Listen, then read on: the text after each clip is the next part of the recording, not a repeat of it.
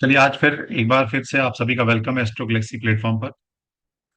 तो जैसा कि हमारा पिछले दिनों हमने 5 दिन का आपको एक बेसिक वास्तु फाउंडेशन कोर्स कराया, जिसके अंदर हमने वास्तु की इंपॉर्टेंस, वास्तु की जरूरत क्या है जिंदगी में, और वास्तु का को इम्प्लाई मतलब उसके प्रिंसिपल को अपने घर में अप्लाई कर कर कैसे हम बेनिफिट ले सकते हैं नेचर की एनर्जी का। तो पिछले 5 दिन हमने ये आपको एक क्लू दिया था, और आपके बहुत सारे मैसेज आए थैंक्स के लिए, उन सभी का धन्यवाद। मैं पर्सनली तो नहीं कर पाया, जितने को कर पाया ठीक है। मतलब एक बच्चे ने इतना अच्छा लिखा कि सर मैं वास्तु पिछले 10 साल से कर रहा हूँ। ठीक है, जिस तरह से आपने अग्नि तत्व को डिस्क्राइब किया ना, मैं नहीं समझता कि आज तक किसी ने इतना डिकोड किया होगा अग्नि तत्व को, है ना। तो उसके लिए धन्यवाद। मैं नाम भूल गया हूँ सज्जन का, किन का थे। तो देखिए, सब्जेक्ट को जब तक सब्जेक्ट समझकर पढ़ोगे ना, तो वो नॉलेज तो इन डेप्थ नहीं आएगी। जब इसको शास्त्र समझकर, भक्ति समझकर, तपस्या समझकर सब्जेक्ट को पढ़ोगे तो फिर समझ में आएगी। ठीक है।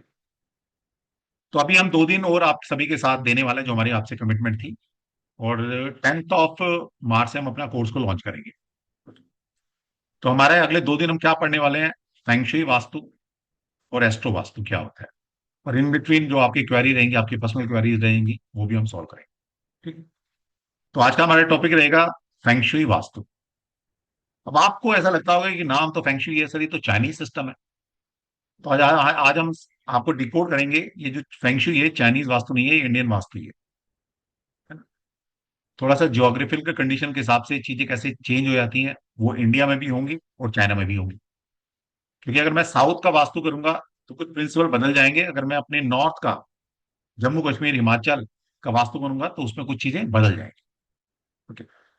तो वास्तु जो है स्पिरिचुअल भी है, मतलब स्पिरिचुअल साइंस भी है और एनवायरमेंटल स्टडी भी है। जियोग्राफिकल कंडीशन के हिसाब से वास्तु के प्रिंसिपल कुछ बदल जाते हैं, तो उसको आप जानेंगे। और क्यों हम अपने ट्रेडिशनल वास्तु के साथ आपको फेंगशी पढ़ाते हैं, इसके पीछे रीजन क्या है, तो वो भी हम आपको बताने वाले हैं। और कितनी सारी रेमेडी फेंगशी के अंदर हम आपको सिखाते हैं, जिससे कि बिना तोड़ फोड़ के आप अपने घर को अंदर चीजों को अरेंज कर सकते हैं। तो सच हमारा मेन पॉइंट ये रहेगा कि फेंगशी की इंपॉर्टेंस क्या है, फेंगशी और ट्रेडिशनल वास्तु क्या है। उनको सबको ऐसा लगता है कि चाइनी वास्तु है। दूसरा, इसकी इंपॉर्टेंस क्या है, मतलब जब हमारे पास वैदिक वास्तु है तो हमें फेंगशी क्यों सीखना, या हम बच्चों को क्यों सिखाएं फेंगशी, ताकि इनकी इनकी क्रिस्टल क्लियर हो। और कल का सेशन रहेगा हमारा पूरा एस्ट्रो वास्तु के ऊपर रहेगा। उसमें भी बिना तोड़ फोड़ के कैसे हम चीजों को अरेंज कर सकते हैं। जो अच्छे योग हमारी कुंडली में नहीं बने, उन अच्छे योगों को हम अपने घर के वास्तु का यूज करते हुए कैसे अच्छे योगों का निर्माण कर सकते हैं। जिस तरह घर का कुंडली के अंदर कुछ बुरा योग बना हुआ है तो उसको मिटा नहीं सकते, लेकिन घर के अंदर कुछ बुरा योग बना है आपके, तो उसको ठीक किया जा सकता है। तो कल इस पर चर्चा रहेगी। ठीक है? चलिए, तो जय श्री कृष्णा से स्टार्ट करेंगे हम। तो मैं सभी को अलाउ करूँ जय श्री कृष्णा के लिए। तो अच्छा सा लगा तो जय कर रहे हैं यार, एक बार मजा आ जाए, है ना, ताकि कृष्णा तक आवाज पहुंच जाए। चलिए, सभी को जय श्री कृष्णा। जय श्री कृष्णा जय सर। श्री जय श्री कृष्ण। कृष्णा, जय श्री राधे कृष्णा। कृष्णा राधे। सर। राधे जय श्री राधे कृष्ण सर। राधे जय राधे श्री गुरु कृष्णा, जी, जय श्री जय कृष्णा, श्री जय श्री श्याम। कृष्णा। जय श्री जय श्याम, जय जय श्री श्री कृष्ण, कृष्ण सर। जय श्री जय श्री कृष्णा। कृष्ण, जय श्री जय कृष्ण। श्री जय कृष्ण। जय श्री जय कृष्णा। श्री राधे जय कृष्ण, श्री राधे। कृष्णा। जय श्री कृष्ण। जय श्री कृष्ण, जय श्री। तो मैं एक बार बैनर दिखा देता हूँ, क्योंकि कुछ बच्चों के मैसेज आ रहे थे कि सर वो कब से स्टार्ट हो रहा है, हम पहली बार जुड़े हैं आपसे। तो मैं बस 1 मिनट के अंदर हमारा जो कोर्स का बैनर है वो दिखा देता हूँ, उसके बाद स्टार्ट करते हैं।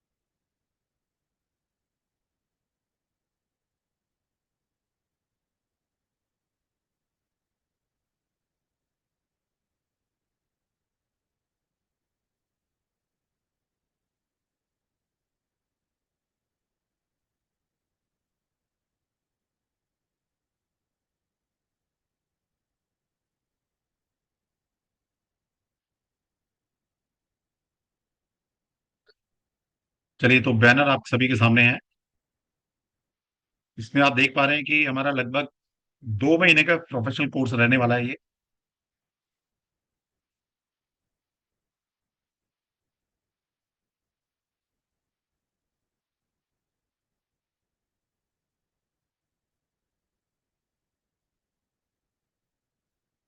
सबको स्क्रीन शेयर हो रही है क्या? हम दिखा दीजिए एक बार। सक्षम, स्क्रीन शेयर हो रही है क्या? यस। चलिए, ठीक है। ठीक, हो रही। तो ये हमारा 2 महीने का प्रोफेशनल वास्तु डिप्लोमा कोर्स रहेगा। इसमें आपको डिप्लोमा कोर्स मिलता है हमारा, लगभग 2 महीने में कंप्लीट करते हैं हम इसको, जो कि 10 मार्च से स्टार्ट हो करेंगे हम। कोर्स का टाइमिंग रहेगा, डेली हमारी क्लास होंगी मंडे टू फ्राइडे। क्लास का टाइम है 8 to 9 शाम को, जिसके अंदर पूरा लाइव क्लासेस होंगी। कोर्स मटेरियल आपको दिया जाएगा, पीडीएफ फाइल देंगे, मिलेगी आपको, रिकॉर्डिंग आपको मिलने वाली है, और आपको लास्ट में डिप्लोमा सर्टिफिकेट हम इशू करेंगे। इस कोर्स की फीस है 20,000 प्लस जीएसटी। अगर ये प्रोफेशनल रेजिडेंशियल वास्तु की कोर्स की फीस बता रहा हूं मैं आपको। इसके साथ पिछले 1-2 बारी से हम कुछ एक्स्ट्रा कोर्स आपको फ्री में ऑफर कर रहे हैं, जिसका पहला कोर्स है हमारा फ्री एस्ट्रो वास्तु कोर्स। लोग हमसे ये जो एस्ट्रो वास्तु है, पेड क्लास ले चुके हैं कई बार, जबकि वो क्लेम करते हैं सर अब आप फ्री पढ़ाना शुरू कर दिया। तो मैं, कोई बात नहीं यार, क्या हो। तो ये एस्ट्रो वास्तु का कोर्स हमारा 1 हफ्ते का कोर्स रहेगा, 7 दिन का, जो कि 8,500 रुपये का कोर्स है।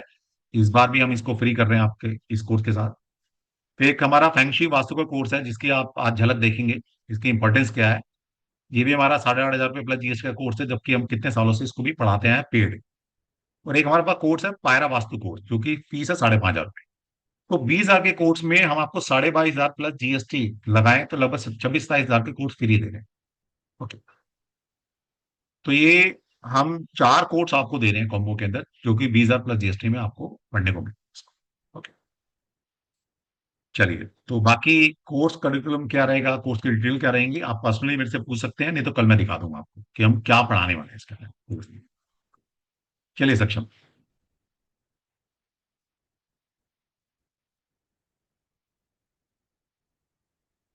सक्षम admin- अच्छा, मैंने तुम्हें होस्ट बनाया नहीं क्या? एक, हाँ, पोस्ट नहीं बनाया।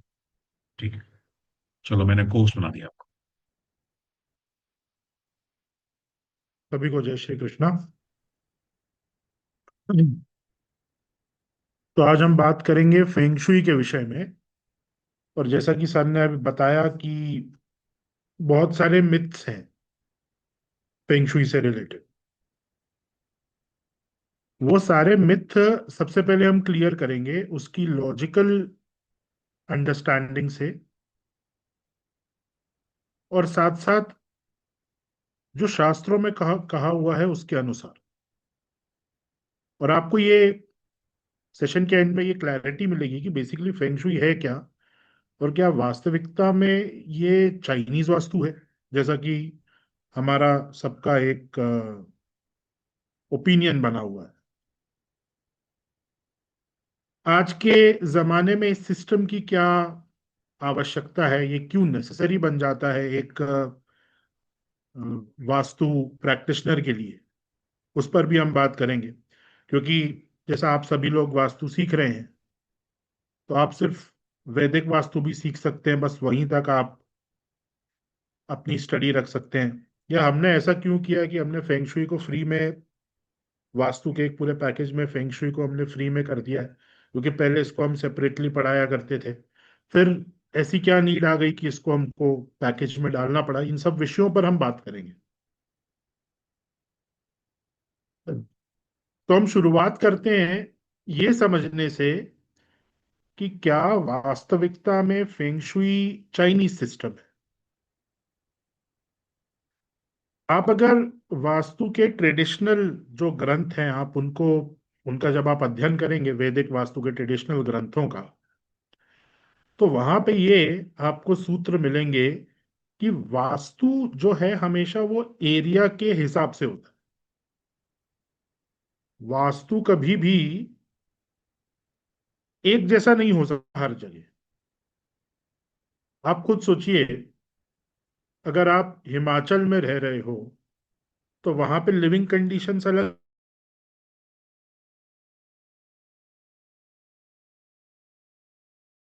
रह रहे हो, वहां पे लिविंग कंडीशंस अलग है। एक जगह बहुत ठंड है, दूसरी जगह गर्मी है। तो लिविंग कंडीशंस अगर अलग अलग हैं तो घर का जो वास्तु है वो भी अलग होगा, वो सेम नहीं हो सकता। अगर आप कोस्टल एरियाज में रह रहे हैं तो अलग चीजें आपको इम्पैक्ट कर रही हैं, अगर आप प्लेन्स में रह रहे हैं अलग चीजें इम्पैक्ट कर रही हैं। तो वास्तु हर एरिया का डिफरेंट होता है, हर एरिया का वास्तु अलग होता है। ये हमारे ऋषियों ने हमको बताया है कि जिस जगह आप रह रहे हैं उस जगह से आपको एक यूनिटी बनानी है, उस जगह के हिसाब से आपको अपने आप को ढालना है। और ये प्रिंसिपल पूरा का पूरा वास्तु में फॉलो होता है और होता आया है शुरुआत से। अब अगर आप देखें तो हमारा जो भारत का जो नॉर्थ ईस्टर्न जो बॉर्डर एरिया है, अरुणाचल प्रदेश और वो वाला जो पूरा एरिया है, ये पूरा माउंटेन वाला एरिया है, पहाड़ी क्षेत्र है ये पूरा, है ना। और ये जो एरिया है इसकी जो बॉर्डर है वो चाइना से लगी हुई है। तो ये जो नॉर्थ ईस्टर्न पूरा एरिया है, यहाँ पे एक कल्चर था, यहाँ पे एक अलग तरीके से यहाँ पे वास्तु के कुछ प्रिंसिपल्स को अप्लाई किया जाता था, जो कि पहाड़ों में रहने वाले लोगों के हिसाब से थे, पहाड़ी क्षेत्रों के हिसाब से वो प्रिंसिपल्स थे। तो चाइना से लोग आते थे वहाँ नॉर्थ ईस्ट में, और वो वहाँ के सारा कल्चर देखते थे, वो ट्रेडिंग के लिए आते थे, बिजनेस के लिए। तो जब वो इंडिया आते थे वो पूरा वहाँ का नॉर्थ ईस्ट का कल्चर देखते थे, और उस कल्चर को फिर वो अपने कंट्री में ले जाकर उसको वहाँ पे फॉलो करते थे। तो चाइना वालों ने ये देखा कि नॉर्थ ईस्ट में घर की एनर्जी को ठीक करने के लिए वहाँ पे कुछ अलग अलग तरीके की चीजें करी जा रही हैं। तो जितने भी लोग यहाँ नॉर्थ ईस्ट में रहते थे, ये हमारे वैदिक वास्तु के कुछ प्रिंसिपल्स को बहुत ज्यादा फॉलो किया करते थे, जो कि पहाड़ी क्षेत्रों के हिसाब से हमारे ऋषियों ने दिए हुए थे। तो चाइना वाले आते थे नॉर्थ ईस्ट में, वो देखते थे, और वहां से ये सारी चीजें सीखकर वो फिर अपने कंट्री में जाते थे और उनको वहां पे अप्लाई करते थे, क्योंकि चाइना पूरा ही माउंटेन वाला एरिया है। तो उनको वो सारी चीजें बहुत सूट करती थी जो हमारे यहाँ नॉर्थ ईस्ट में फॉलो होती थी। तो ऐसे धीरे धीरे करके जब चाइना से लोग ट्रेडिंग के लिए इंडिया आते थे, उन्होंने ये पूरा पहाड़ों वाला वास्तु नॉर्थ ईस्ट से सीखा। और क्योंकि उनकी कंट्री भी पहाड़ी कंट्री है, उन्होंने वहां पे जाकर इन प्रिंसिपल्स को फॉलो किया और इनको और डेवलप किया। ये पूरे उनके कंट्री में ये सिस्टम फैल गया, क्योंकि चाइना की जियोग्राफिक लोकेशन के हिसाब से ये सिस्टम उनको बहुत ज्यादा सूट कर रहा था। और वहां पे उन्होंने इस सिस्टम को एक नाम दिया, फेंग शुई, अलग से नाम दे दिया, फेंग शुई। तो बेसिकली फेंग शुई है कुछ नहीं, फेंग शुई वो सूत्र हैं हमारे वैदिक वास्तु के जो पहाड़ों में फॉलो किए जाते थे।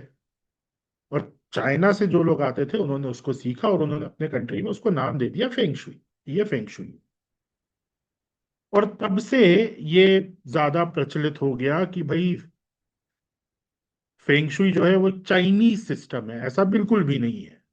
ये है हमारे वैदिक वास्तु का ही सिस्टम। अब फिर देखिए, जिस कंट्री में जो चीजें जाती हैं थोड़ा सा वहां पे उस कंट्री का भी लोकल टच आ जाता है।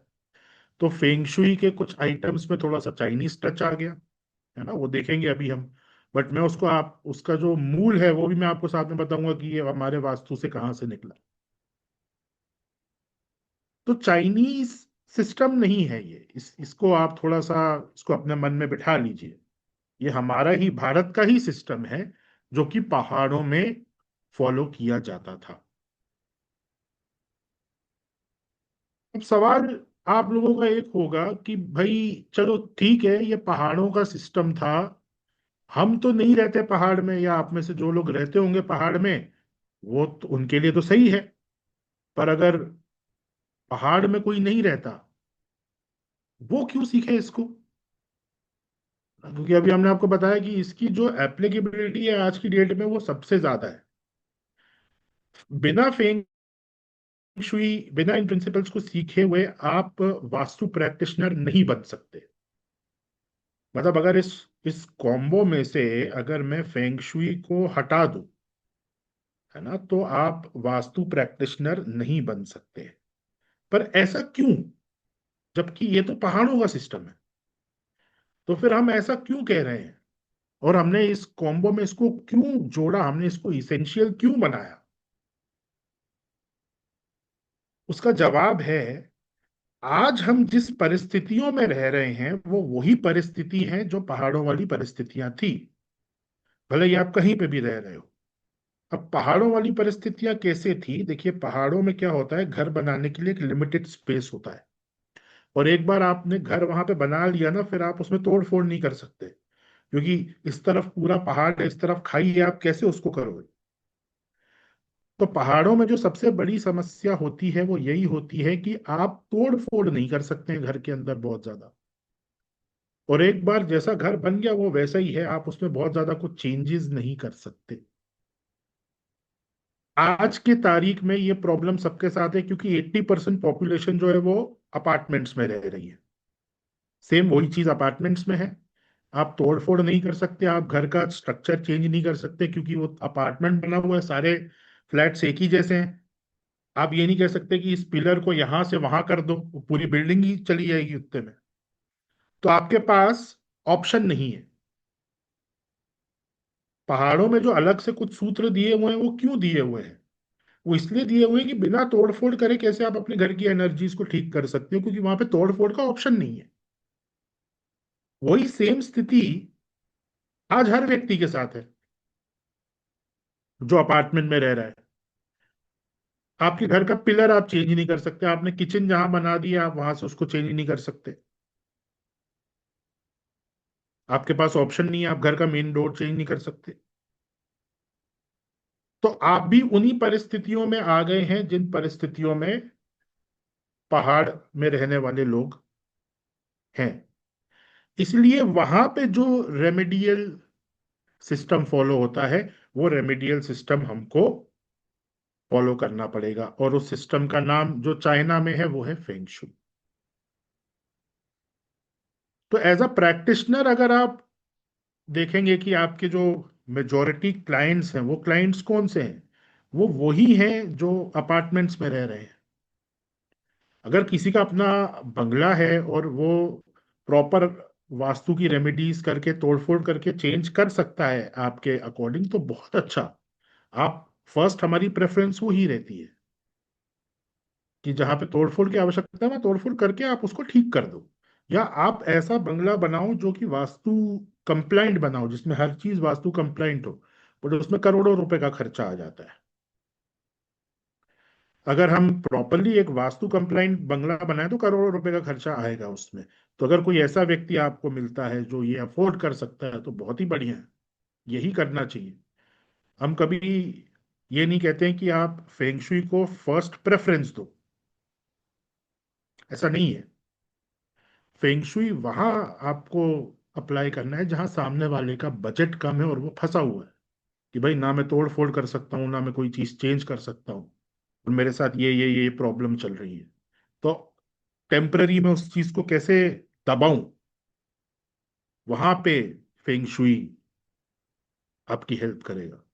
जो व्यक्ति प्रॉपरली कर सकता है तो वो तो बेस्ट है, जिसको फाइनेंशियली कोई इशू नहीं है। तो फेंग शुई उन लोगों के लिए है जिनके पास ऑप्शंस नहीं है और बजट कम है। अब जैसे फेंग शुई में ज्यादा से ज्यादा जो आप किसी को रेमेडी दोगे, उसमें 1,000, 2,000, 3,000, 4,000 रुपए तक का खर्चा आएगा, या ज्यादा से ज्यादा आप 5,000 रुपये मांग लो, मान लो 5,000 से कम में ही सारी रेमेडी हो जाएगी।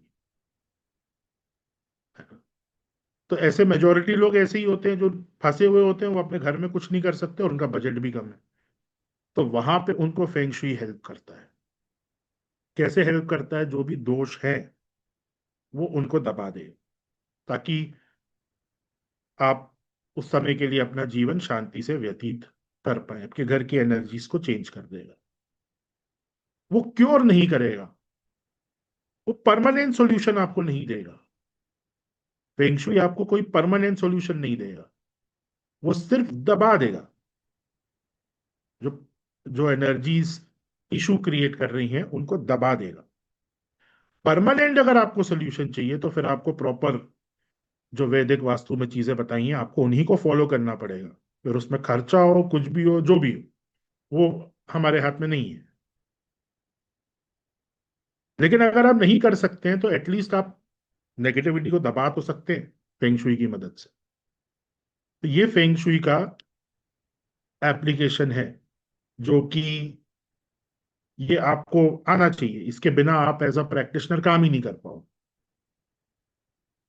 कल को कोई ऐसा व्यक्ति आपके पास आया जो 10-5 हजार रुपए का बजट लेकर है और उसको हेल्थ इश्यूज आ रहे हैं, वो पूछेगा मैं क्या करूं। आपने उसका सारी चीजें देखी, उसको बोला भाई आपको तो घर दूसरा लेना पड़ेगा, ये घर ठीक नहीं है आपके लिए।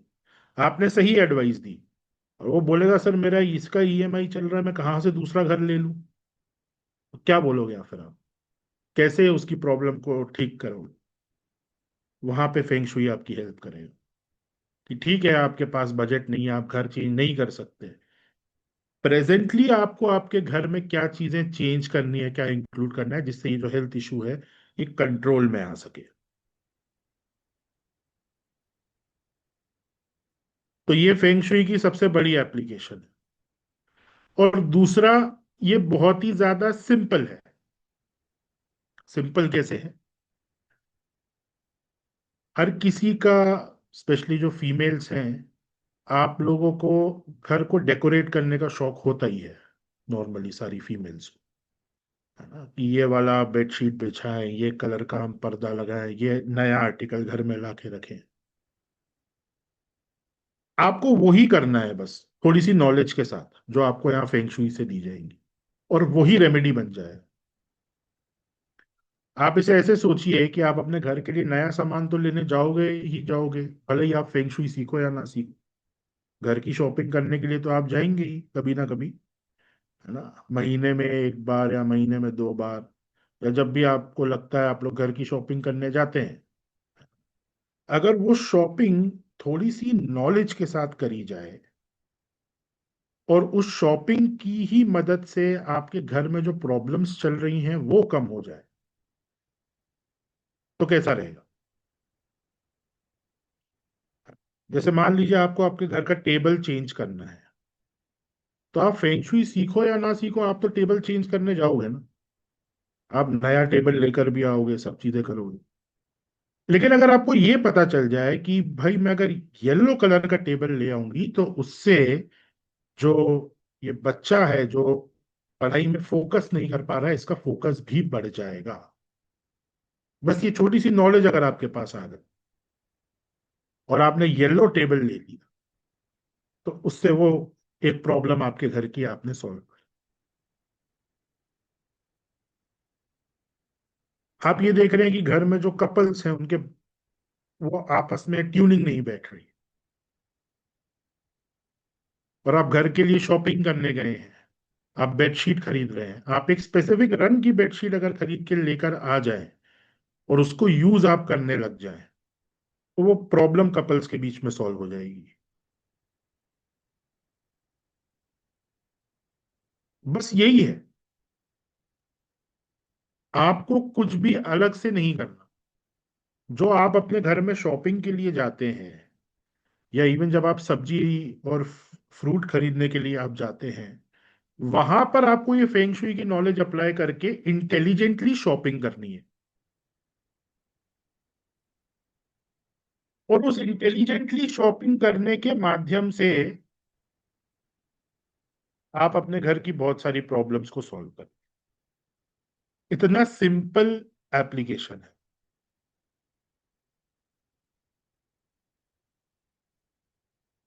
इससे ज्यादा सिंपल क्या हो सकता? कुछ भी नहीं। और हर कोई व्यक्ति हफ्ते में कुछ ना कुछ अपने घर में लेकर आता है। है ना, बाहर से कुछ ना कुछ सामान आपके घर में हर हफ्ते आता है। वहां पे आपको इस नॉलेज को अप्लाई करके सामान लेकर आना है बस। आपका खर्चा आपको उतना ही करना है जितना आप अभी कर रहे हो। एक्स्ट्रा फेंग शुई में बहुत सारी एक एक्स्ट्रा चीजें भी आती हैं, कुछ आर्टिकल्स आते हैं, अभी मैं आपको दिखाता हूं। वो सब ऑप्शनल है। आप चाहो तो आप उन आर्टिकल्स को यूज करके अपने घर को और इम्प्रूव कर सकते हो।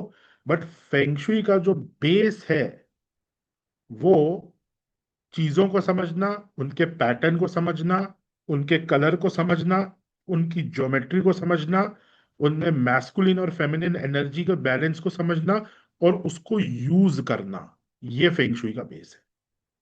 आप इतना कर लोगे तो आप अपने घर का वास्तु ठीक कर सकते हो। और बाकी जो एक्स्ट्रा आर्टिकल्स हैं वो ऑप्शनल हैं, आप चाहो तो उनको खरीदो और लाके रखो। राइट। तो अभी हम देखते हैं आगे कि इस कोर्स में क्या क्या चीजें हैं, लेकिन उसके पहले अगर आप में से किसी का कोई क्वेश्चन है या कोई डाउट है तो आप हैंड रेज कर सकते हैं।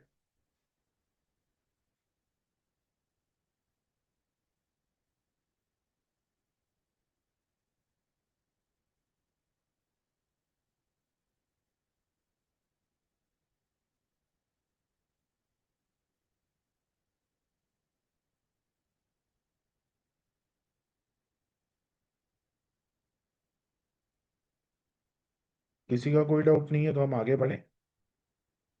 हाँ, ठीक है, मनोज जी। हाँ जी सर, मैंने ना सर से भी बात करी है पहले।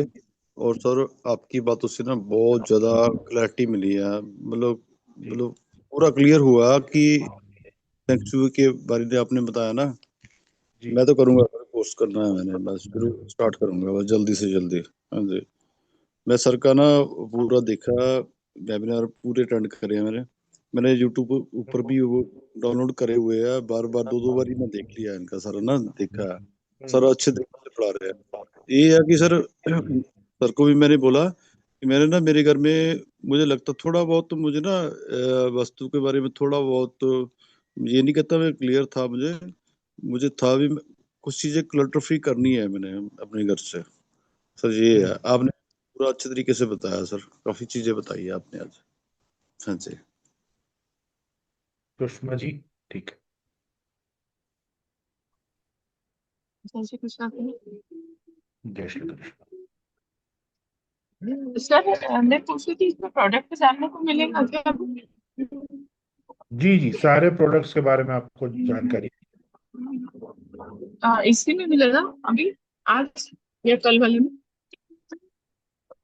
नहीं, आज आपको दिखा देंगे, है ना। बाकी तो ये जब अच्छा। आप कोर्स आपका वास्तु का चालू होगा तो उसमें 7 दिन का फेंग शुई का पूरा कोर्स चलेगा अलग से। हाँ, जी।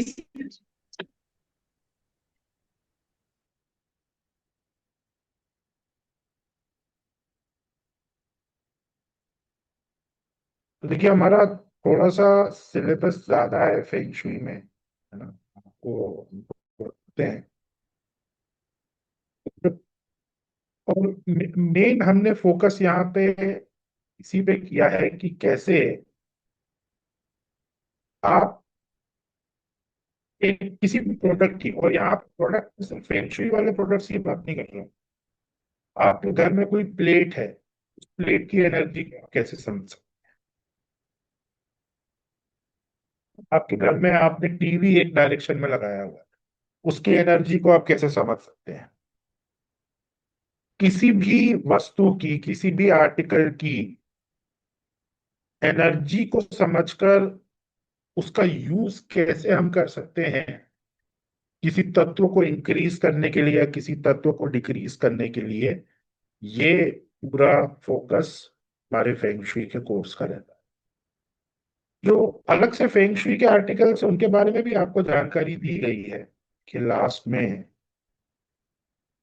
जैसे आप ये देखेंगे तो ये लाफिंग बुद्धा इत्यादि फेंग शुई में आपने देखा होगा ये करते हैं। तो इस ये सब एक्स्ट्रा आर्टिकल्स हैं। सक्षम, आपकी आवाज ना थोड़ी फट रही है, देखो जरा क्या है। या मुझे ऐसा लग रहा है, पहले क्लियर थी वॉइस आवाज, है सभी को। अभी ना थोड़ा सा वॉल्यूम फट रहा है आपका।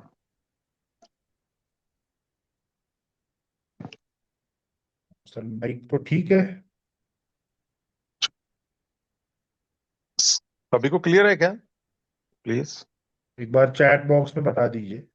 चैट बॉक्स में मैं सबको एक बार अलाउ कर रहा हूँ। क्लियर है सर। क्लियर है, चलो ठीक है, मुझे ऐसा लग रहा होगा। ठीक है ठीक है ठीक है, ऑल सक्षम आप कैरी ऑन कर लो।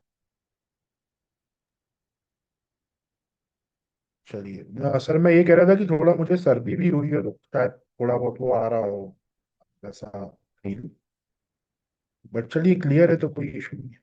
अब देखिए, ये वेल्थ गॉड, ये लाफिंग बुद्धा है, ये फेंग शुई के आर्टिकल है से जो खरीदे जाते हैं।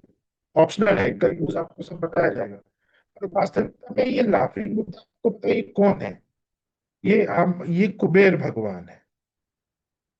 चाइना में जब वो कुबेर का सिंबल और उनका वो जो है वहां पे गया, तो वहां के लोकल कल्चर से इन्फ्लुएंस होकर ये फॉर्म बन गया लाफिंग बुद्धा। इसलिए देखिए, इनको वेल्थ गॉड कहा गया है। तो है इंडिया से ही सारी चीजें, मेन मुद्दे वो है। ये सारी चीजें, ये अलग अलग फेंग शुई के आर्टिकल्स हैं, इनका आपको बताया जाएगा इनका कैसे यूज करना है। अब देखिए, जैसे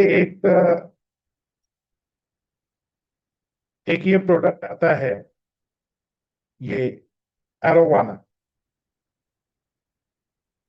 ये क्या है? ये भी एक फेंग शुई का आर्टिकल है, जिसे गुड लक के लिए यूज किया जाता है।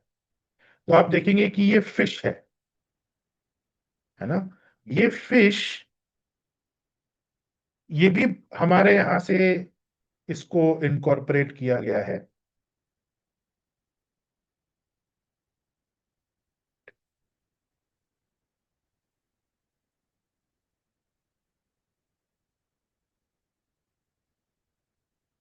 एक मिनट, मैं नेटवर्क चेंज कर देता हूँ, जैसे कुछ लोग कह रहे हैं कि सर वॉइस कट रही है।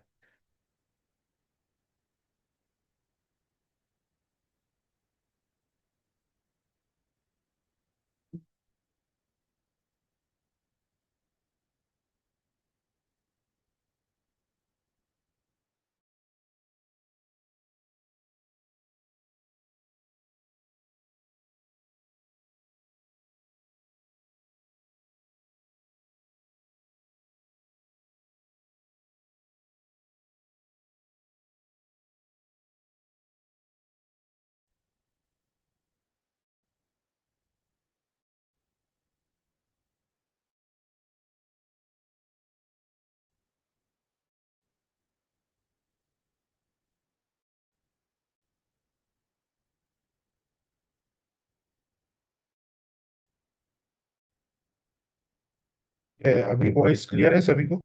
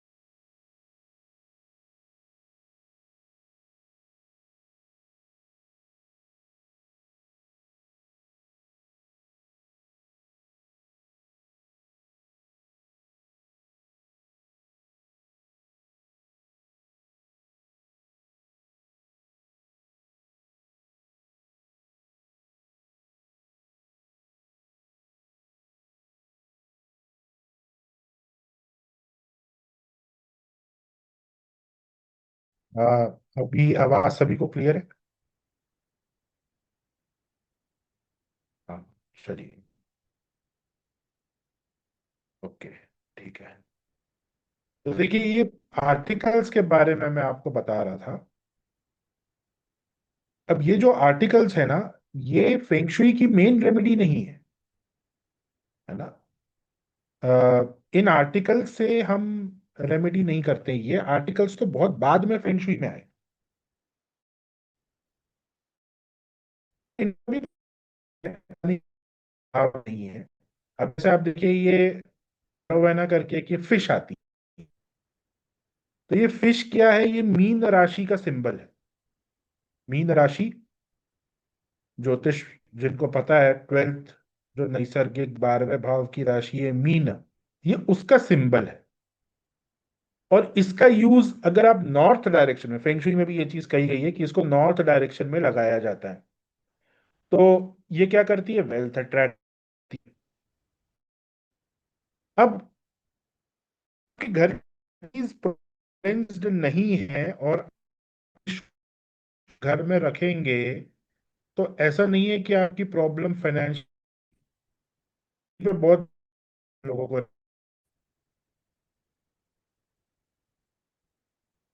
एनर्जी अगर आपके घर की बैलेंस्ड है, उसके बाद अगर आप इस आर्टिकल को यूज करेंगे तो आपको थोड़ा अच्छा प्रभाव मिलेगा। अगर घर की एनर्जी बैलेंस नहीं है, सिर्फ इसको रखने से बैलेंस हो जाएगी ऐसा नहीं है।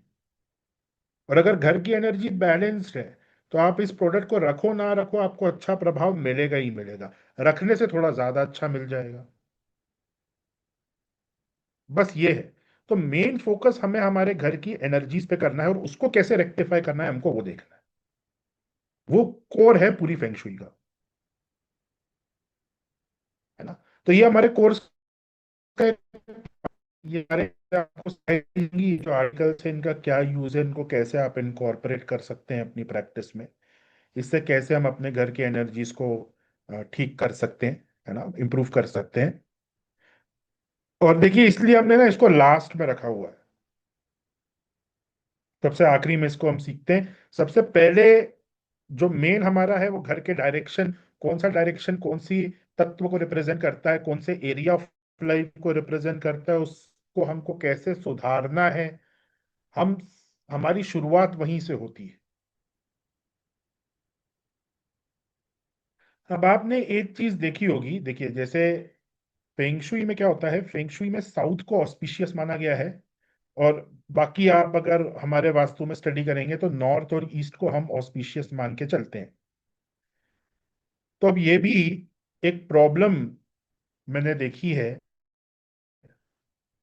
कई ऐसे लोग हैं जिन्होंने प्रॉपरली पढ़ा नहीं हुआ, जिन्होंने कहीं से फेंग शुई का कुछ पढ़ा होगा किसी किताब से, या ऑनलाइन उन्होंने कुछ सीखा होगा, तो उतना वहां पे ये बता देते हैं भाई फेंग शुई में तो साउथ को ऑस्पिशियस मानते हैं।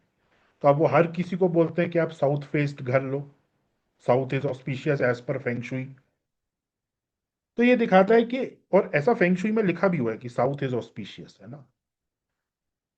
पर ये जो लोग उस चीज को फॉलो कर रहे हैं, वो ये दिखाता है कि आपने सिर्फ और सिर्फ कीबोर्ड पे स्टडी करी है, आपने चीजों को प्रॉपरली समझा नहीं। ऐसा क्यों कहते हैं कि साउथ ऑस्पिशियस है? ऐसा फेंगशुई में नहीं कहा जाता, ये चाइना का लोकल एक उनका बिलीफ सिस्टम है। क्यों?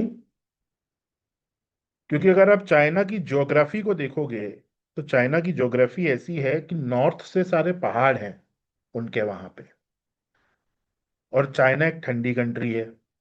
तो नॉर्थ से मंगोलिया और ये सारी जितनी भी कंट्रीज हैं, ये भी सारे माउंटेन वाली कंट्रीज हैं।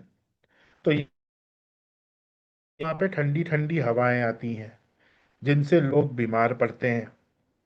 और साउथ से उनको सूर्य की रोशनी प्राप्त होती है, जिससे वो क्योर होते हैं। इसलिए उन्होंने वहां पे ये माना कि भाई साउथ ऑस्पिशियस है और नॉर्थ ऑस्पिशियस नहीं है, क्योंकि वहां पे लोग नॉर्थ की वजह से बीमार पड़ रहे हैं, वहां की हवाओं की वजह से। ये कोई शास्त्रीय रूल नहीं है। एज पर शास्त्र तो नॉर्थ और ईस्ट ही ऑस्पिशियस माना गया है। तो अब कोई भारत में रह रहा है, आप उसको भी बोल दोगे कि साउथ ऑस्पिशियस है? ये कहाँ का सेंस हुआ भाई? वो उस कंट्री की ज्योग्राफी के हिसाब से बोला गया है, वो हर जगह अप्लाई नहीं है ना? तो आप शास्त्र के हिसाब से चलोगे तो नॉर्थ और ईस्ट ही ऑस्पिशियस है, और हमें वही मान के आगे बढ़ना है। तो अब देखिए फेंगशुई के अंदर क्या किया है, आपके पूरे घर को 9 भागों में बांट दिया है। 9 भागों में पूरे घर को बांटा हुआ है ना? जिसमें से जो मेन आपके घर का जो सेंटर है वो है ब्रह्म स्थान, फिर है उत्तर, पूर्व, पूर्व, इस तरीके से ये 9 पार्ट्स में आपके पास आपके घर का मैप होगा, या जिस भी व्यक्ति का आप वास्तु कर रहे हैं, आपके जो क्लाइंट है उनके घर का मैप होगा। तो फेंगशुई में सबसे पहले क्या किया जाता है, उनके मैप को 9 भागों में बांट दिया जाता है, इस तरीके से ये ग्रिड बना के नक्शे के ऊपर ही। और फिर उसके बाद देखा जाता है कि प्रॉब्लम कौन से एरिया में आ रही है, कहाँ पे कट हुआ हुआ है। अब आप मैप में ये 9 एरियाज डिवाइड करोगे तो कुछ एरिया कोई बहुत बड़ा हो जाएगा, कहीं पे ऐसा कट आ जाएगा। तो वो सारे जो दोष हैं वो आइडेंटिफाई किए जाते हैं। अब ये हर एरिया आपकी लाइफ के कुछ ना कुछ, ये हर डायरेक्शन आपके लाइफ के किसी ना किसी एरिया को रिप्रेजेंट करता है ना? तो वो क्या क्या है ये देखिए यहाँ पे। ठीक है, अब देखिए जो घर का ब्रह्म स्थान है, ये सबसे इंपॉर्टेंट है क्योंकि ये आपके स्वास्थ्य से रिलेटेड है। इसलिए क्या कहा गया है कि ब्रह्म स्थान में अगर कोई पिलर आ रहा है घर में तो वो सबसे बड़ा दोष है, क्योंकि वो आपके स्वास्थ्य को डायरेक्टली इफेक्ट करता है। ऐसे ही जो उत्तर वाला भाग है, नॉर्थ, तो वो करियर को रिप्रेजेंट करता है, नॉर्थ ईस्ट नॉलेज को, है ना? तो ये सारे, अब मान लीजिए कि किसी का कोई एरिया कटा हुआ है, किसी के मैप में आपने ये 9 एरिया सेंटर से प्लॉट किए, और आप देखते हैं कि भाई नॉर्थ वेस्ट वाले में एक कट आ रहा है, ये आधा हुआ हुआ है ये एरिया, तो आपको वहां से समझ में आ जाएगा कि कहाँ है वास्तु दोष, नॉर्थ वेस्ट में। नॉर्थ वेस्ट से रिलेटेड जो भी चीजें होंगी उसमें प्रॉब्लम वो व्यक्ति फेस करेगा, यानी कि उस व्यक्ति को हमेशा उस घर में आने के बाद ऐसा लगेगा कि मेरी कोई मदद नहीं कर रहा। या ये नॉर्थ वेस्ट का जो एरिया है ना, सहायक लोग आज के हिसाब से हमने लिखा है, पुराने जमाने में इसी एरिया से पेट्स को भी देखा जाता था, पालतू जानवर, क्योंकि वो भी आपकी सहायता कर रहे हैं। अगर ये एरिया कटा हुआ है तो आप देखेंगे घर में आप रहेंगे तो आपके जो पेट्स होंगे, पेट डॉग या जो भी पालतू जानवर हैं, वो बीमार रहना शुरू कर देंगे। तो उस चीज को हमको वहां पे ठीक करना होगा। तो ये जो हमने ग्रिड बनाया है, इसको जब हम किसी के नक्शे पे लगाते हैं हमें दोष वहां से समझ में आ जाता है ना? अब आप देखिए, ये मान लीजिए नॉर्थ वेस्ट वाला यहाँ पे प्रॉब्लम है, तो अब आप ट्रेडिशनल वास्तु में जाएं तो बहुत सारी रेमेडीज हैं, लेकिन अगेन वहां पे आपको यहाँ पे कंस्ट्रक्शन करवाना पड़ेगा, और बहुत एक खर्चा वाला प्रोसेस है। पेंग शुई में इस एरिया को हम ठीक कर सकते हैं, घर के बाकी इंटीरियर को थोड़ा सा रीअरेंज करके, कुछ नई चीजों को घर में लाके, कुछ पुरानी चीजों को घर से बाहर करके, मतलब एक तरीके से आपको अपने घर का इंटीरियर करना है, उससे आप इसको क्योर कर सकते हो। और वो इंटीरियर कैसे करना है उसको समझने के लिए ना हमको तत्वों को समझना पड़ेगा, हर एक चीज के तत्व को हमको समझना पड़ेगा, जिसकी शुरुआत हम यिन यांग के इस कॉन्सेप्ट से करते हैं। हमें ये जानना है सबसे पहले कि कोई भी चीज आपके घर में है उसमें फेमिनिन एनर्जी की प्रधानता ज्यादा है या मैस्कुलिन एनर्जी की प्रधानता ज्यादा है। अब मान लीजिए कोई टेबल है आपके घर में सामने, आपके बेडरूम में एक टेबल रखा हुआ है, तो उस टेबल में फेमिनिन एनर्जी ज्यादा है या मैस्कुलिन एनर्जी ज्यादा है, ये आप कैसे पता लगाएंगे बताइए? किसी को कोई आइडिया? सिर्फ एक टेबल है, नॉर्मल ब्राउन टेबल, जो स्टडी टेबल टाइप का होता है ना? अब उसमें फेमिनिन एनर्जी ज्यादा है या मैस्कुलिन एनर्जी कोई किसी के पास कोई तरीका है जानने?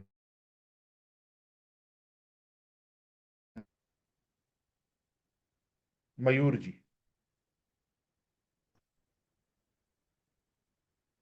अ, हाँ सर, उसमें अगर फ्लावर पॉट रखा हो या फ्लावर्स का ज्यादा डेकोरेशन हो, टेबल क्लॉथ का कलर फेमिनिस्ट मतलब पिंक हो या लाइट शेड हो, तो थोड़ा सा वो उसकी तरफ ढकेल लेता है। आपने पहले किया हुआ है ना फेंग शुई हमी से? नो सर, फेंगशुई नहीं किया है, नॉर्मल वास्तु किया है मैंने। बट ये जो मेरे जो दिमाग में आ कि लाइक अगर हाँ टेबल का जो होगा ना, तो वो हाँ। फेमिनिज्म की थोड़ा तो मतलब ही होगा, फीमेल। कलर, ठीक है, कलर मतलब कुछ कलर जैसे हो सकते हैं जो फेमिनिन हो, है ना? या फ्लावर पॉट जैसा आपने बोला, ये ऐसे आर्टिकल्स हैं जो फेमिनिन हो, लेकिन इसमें समस्या ये है कि कलर तो चलो ठीक है, बट फ्लावर पॉट जो आप रख रहे हो ना, वो फ्लावर पॉट भी आपको देखना पड़ेगा कि वो ज्यादा मैस्कुलिन है या फेमिनिन है। पॉट में भी ये दो एनर्जीज विद्यमान होती, ठीक है? देखिए, सबसे पहला जो तरीका होता है किसी भी एनर्जी को समझने का, वो होता है उसका शेप। वो जो टेबल है उसका शेप कैसा है। देखिए, जितना ज्यादा पॉइंटेड शेप होगा, जैसे आप यहाँ पे देख रहे हैं कि जितना ज्यादा पॉइंटेड शेप है, ये सब मैस्कुलिन एनर्जी की प्रधानता को दिखाता है। अब मान लीजिए आपने इसके ऊपर पिंक कलर का कपड़ा बिछाया हुआ है, तब भी ज्यादा एनर्जी इसमें मैस्कुलिन ही रहेगी, क्योंकि शेप पॉइंटेड है। अब जैसे जैसे आप इस पॉइंटेड शेप को कर्व करते जाओगे, वैसे वैसे इसके अंदर फेमिनिन एनर्जी ज्यादा आती जाएगी, यानी कि यिन एनर्जी ज्यादा आती जाएगी।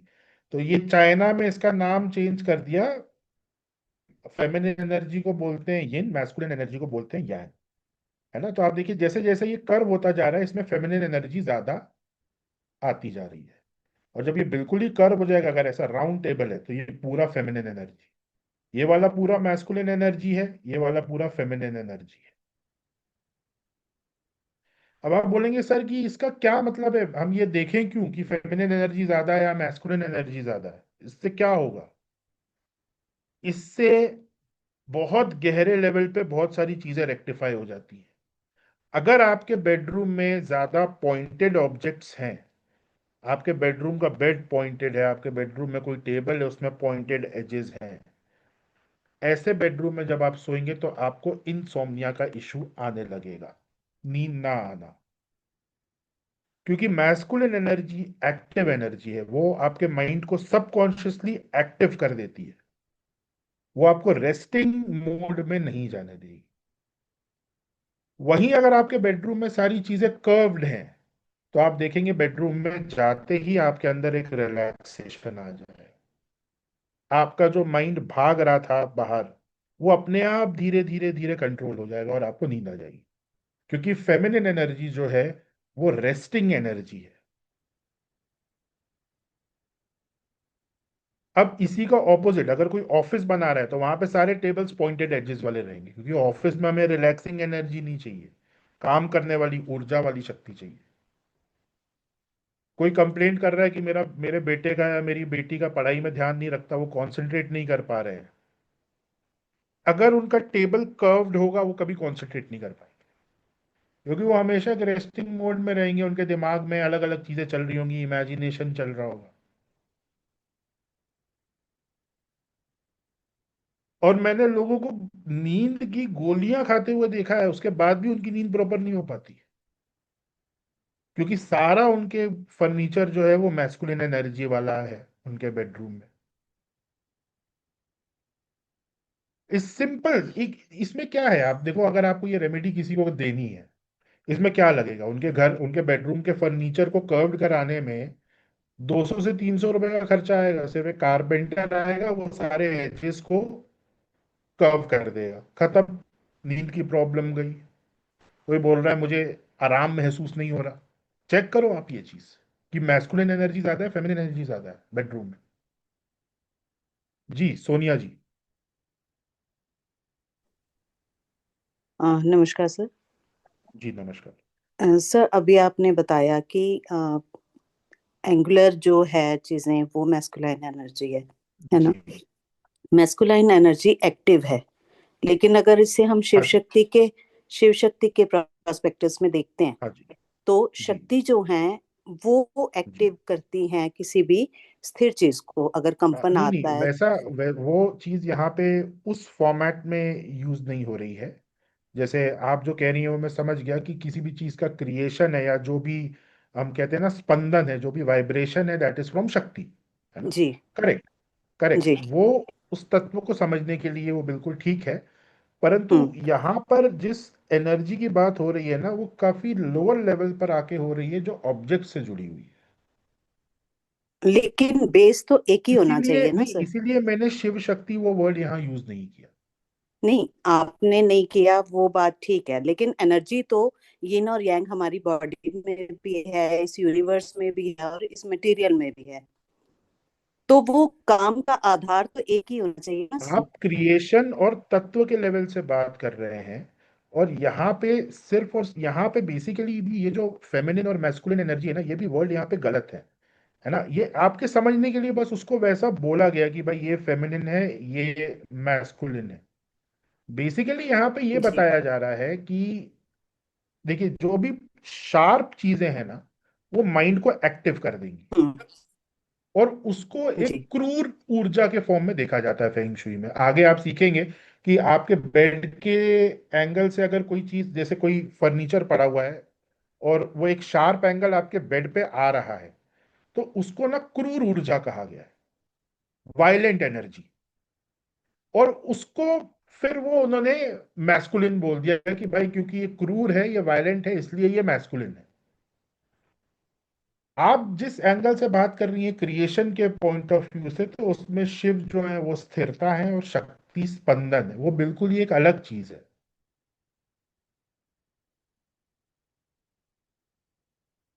कहाँ चली गई मैडम जिन्होंने क्वेश्चन किया था?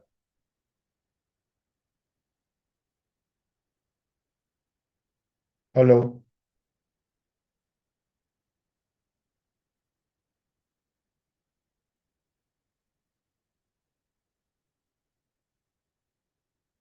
किसका क्वेश्चन था मैम, कहाँ चली गई वो?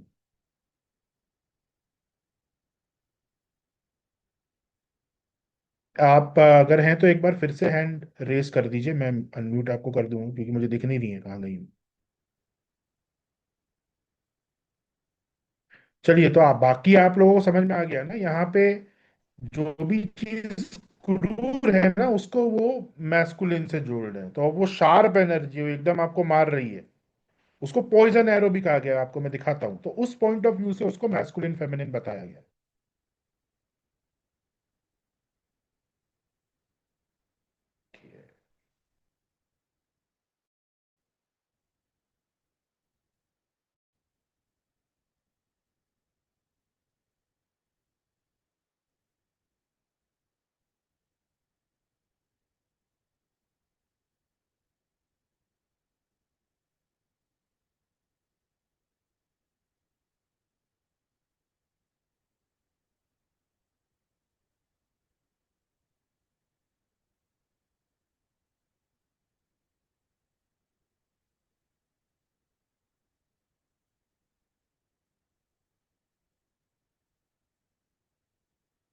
देखिए, ये ये सारा मैस्कुलिन एनर्जी आप देख रहे हैं यहाँ पे, एकदम शार्प जो एनर्जी है, जो सीधा इस बिल्डिंग को जाके लग रही है हर एंगल से, इसे कहा जाता है शाह। शाह यानी कि पॉइजन एरो। तो क्योंकि ये शार्प है और डायरेक्टली लग रही है, इसीलिए क्योंकि इसमें एक फोर्स है, इसलिए इसे नेगेटिव बोला गया है, क्रूर बोला गया है, और इसको मैस्कुलिन फॉर्म से जोड़ दिया गया है।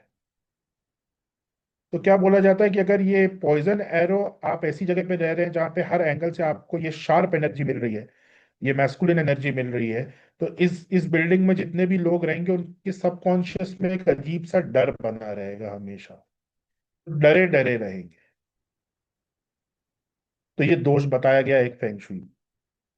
ऐसे ही आपके बेडरूम में, आपके बेड में कोई ऐसी एक डायरेक्ट एनर्जी आ रही है, जिसे पॉइजन एरो कहा गया है या शार्क कहा गया है, तो आपको अजीब और गरीब सपने आएंगे रात में। आपको समझ में नहीं आएगा कि मैं सारी चीजें प्रॉपर कर रहा हूँ, लेकिन ये एकदम वायलेंट सपने क्यों आ रहे हैं, लड़ाई झगड़े वाले सपने आना, वो इस शाह की वजह से है। क्योंकि वो जो एनर्जी वो ऑब्जेक्ट फेंक रहा है ना आपके ऊपर सोते समय, वो सबकॉन्शियस में जाकर एक फॉर्म ले रही है वो एनर्जी, और वो आपकी नींद को डिस्टर्ब कर रही है वायलेंट ड्रीम्स के माध्यम से। ओके, तो इस तरीके से इन्हें हमें समझना होता है। किसी का कोई क्वेश्चन?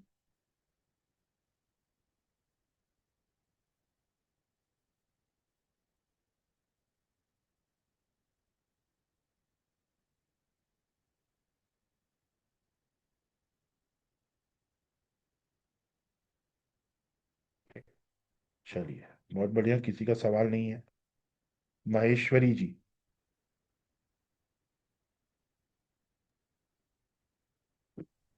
जी सर। हाँ जी। आपने बताया जैसे कि फर्नीचर से रिलेटेड कि अगर शार्प पेजेस हैं नींद के लिए, नींद का ना आना, इस टाइप के इश्यूज ना, तो जी। अगर उस केस में ऐसा होता है कि वाइफ को नींद नहीं आ रही और हस्बैंड को आ रही है, हस्बैंड को आ रही है, वाइफ हम्म, को नहीं आ रही, तो क्या हम्म। उसमें कैसे वो करेंगे कि मतलब ये फर्नीचर का इशू या शार्प पेजेस का? देखिए, वास्तु में आपने एक चीज नोटिस करी होगी, एक बिल्डिंग है पूरी, है ना, लेट्स जी। से वेस्ट फेसिंग है, सारे जी। घर वेस्ट फेसिंग। जी। कुछ लोग फ्लरिश करते हैं, कुछ लोग नहीं करते। हम्म। सबका घर उसी डायरेक्शन में ना, बिल्डिंग एक एक के ऊपर एक, तो डायरेक्शन तो सबका सेम है। हाँ। तो अब अगर जैसे किसी ने बोला कि भाई waste facing house is not auspicious, general hmm. Statement है, हम्म। तो फिर वो ऊपर वाला कैसे फ्लरिश कर रहा है, उसका भी वेस्ट फेसिंग हाउस है। या हम्म। आप बोलोगे भाई मैं इस घर में आया तो मैं बीमार रहने लग गया, हम्म। पर ऊपर जो आपके रह रहे हैं, आपके नीचे रह रहा है, वो तो स्वस्थ है कि नहीं? मीन्स अपनी एनर्जी भी। अपनी एनर्जी नहीं, आपकी दशा, हाँ वही। ज्योतिष में आपकी दशा क्या जी। चल रही है, ओके। आपकी वो पीरियड आपका अगर हम्म। पॉजिटिव चल रहा है तो वास्तु का बहुत ज्यादा प्रभाव आपके ऊपर नहीं होगा। ओके। और जैसे ही आपकी दशा चेंज होगी और कोई नेगेटिव दशा आएगी ना, तो सारी चीजों का नेगेटिव प्रभाव एक साथ आपको फेस करना पड़ेगा, वो दशा का भी और आप गलत घर में रह रहे हो उसका भी। ओके। तो अब आप जैसे आपने जैसे बोला कि हस्बैंड और वाइफ है ना, एक को नींद प्रॉपर आ रही है, दूसरी को नींद प्रॉपर नहीं आ रही है, हम्म। तो ये वाला इशू है। एक तो वहां पे हम्म। ज्योतिष में हमको पहले चीजों को समझना होता है कि किसको ज्योतिष की क्या रेमेडी लेनी है, because that is the main thing. Vastu hmm. फिर सेकेंडरी आएगा। हम्म। लेकिन फर्क क्या पड़ता है, मान लीजिए कि वाइफ को नींद नहीं आ रही है, हस्बैंड को नींद आ रही है, और हाँ। इशू अभी भी वही विद्यमान है कि वो पॉइंटेड चीजें बेड के ऊपर सीधा एक एनर्जी फेंक रही हैं। तो हम्म। हस्बैंड को अभी नींद आ रही है, लेकिन धीरे धीरे करके क्या होगा, सबकॉन्शियसली वो एनर्जी तो हस्बैंड के ऊपर भी जा रही है, तो ओके। सबकॉन्शियसली वो एनर्जी बिल्ड होती जाएगी, एंड आफ्टर सम टाइम जब हम्म। हस्बैंड का कोई दशा या कोई चीज चेंज होगी, तो हाई बीपी का इशू, एंजाइटी का इशू, ये चीजें उभर के आने लगेंगी। ओके। वो क्यों उभर के उस समय आ रही है, क्योंकि वो एनर्जी बिल्ड हो रही है, वो नेगेटिव एनर्जी बिल्ड हो रही है वहां पे। ओके। और वाइफ को तो खैर, उसको तो नींद आ ही नहीं रही है, तो उसको तो और प्रॉब्लम वो क्रिएट करेगा। ओके। तो वहां पे दोष को तो हमको रेक्टिफाई करना ही है, भले ही हस्बैंड को नींद आ रही हो कोई बात नहीं, वो ओके। आगे जाके प्रॉब्लम करेगा। उस दोष को हम्म। वहां पे हमें रेक्टिफाई करना होगा। ओके। क्लियर?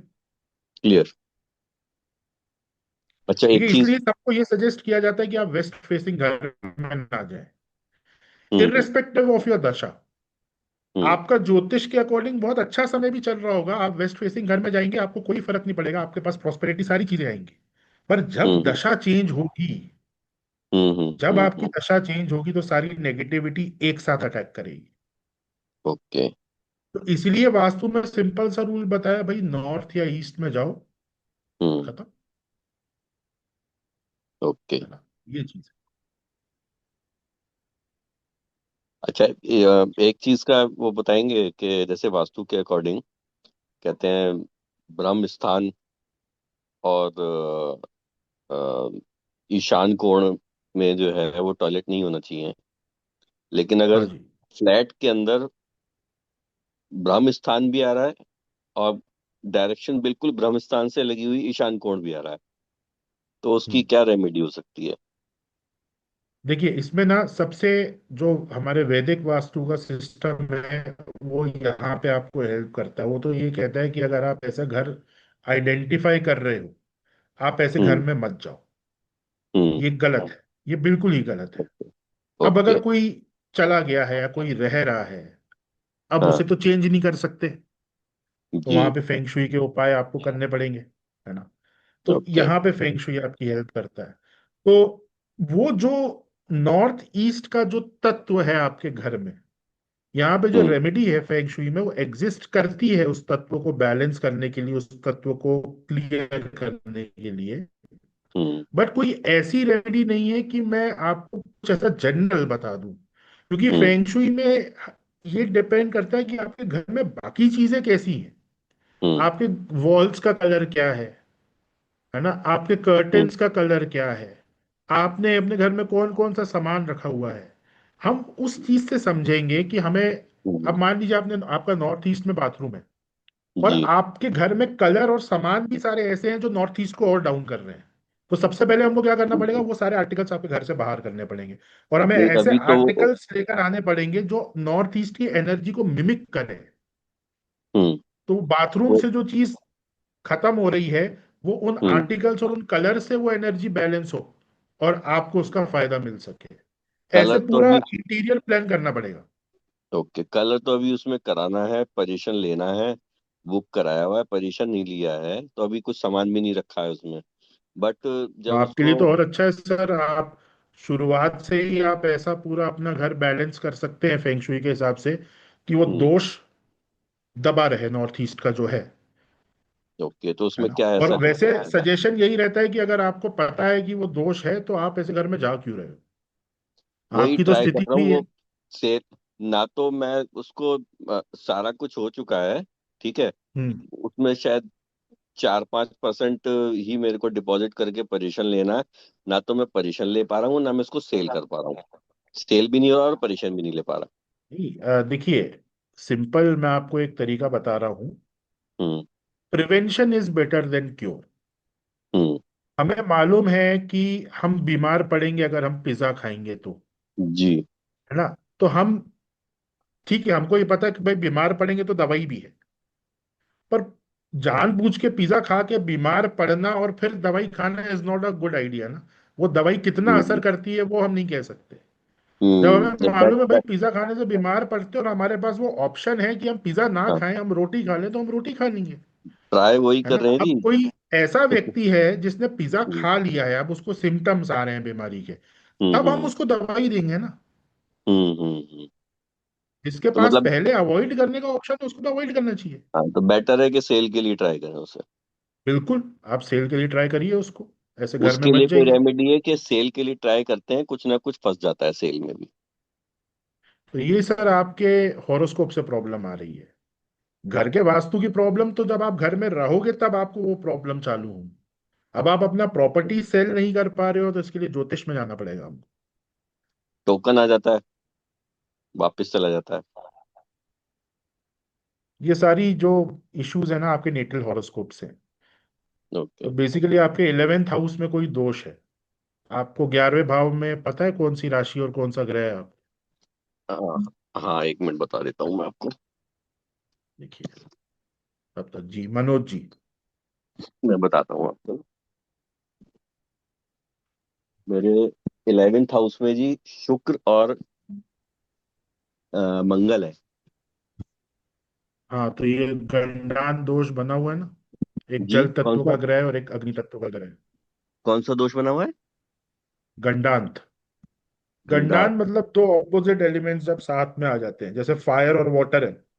मंगल जो है ओके। वो अग्नि है, शुक्र जो है हम्म। वो जल है। तो ओके। फायर और वाटर साथ में आएंगे तो क्या होगा, ना तो जल रिजल्ट दे पाएगा ना तो अग्नि रिजल्ट दे पाएगी। ओके। अग्नि और जल एक दूसरे को खत्म करते हैं ना। ओके। तो आपको प्रॉपरली हॉरोस्कोप दिखा के ना इस चीज को रेक्टिफाई करवाना चाहिए।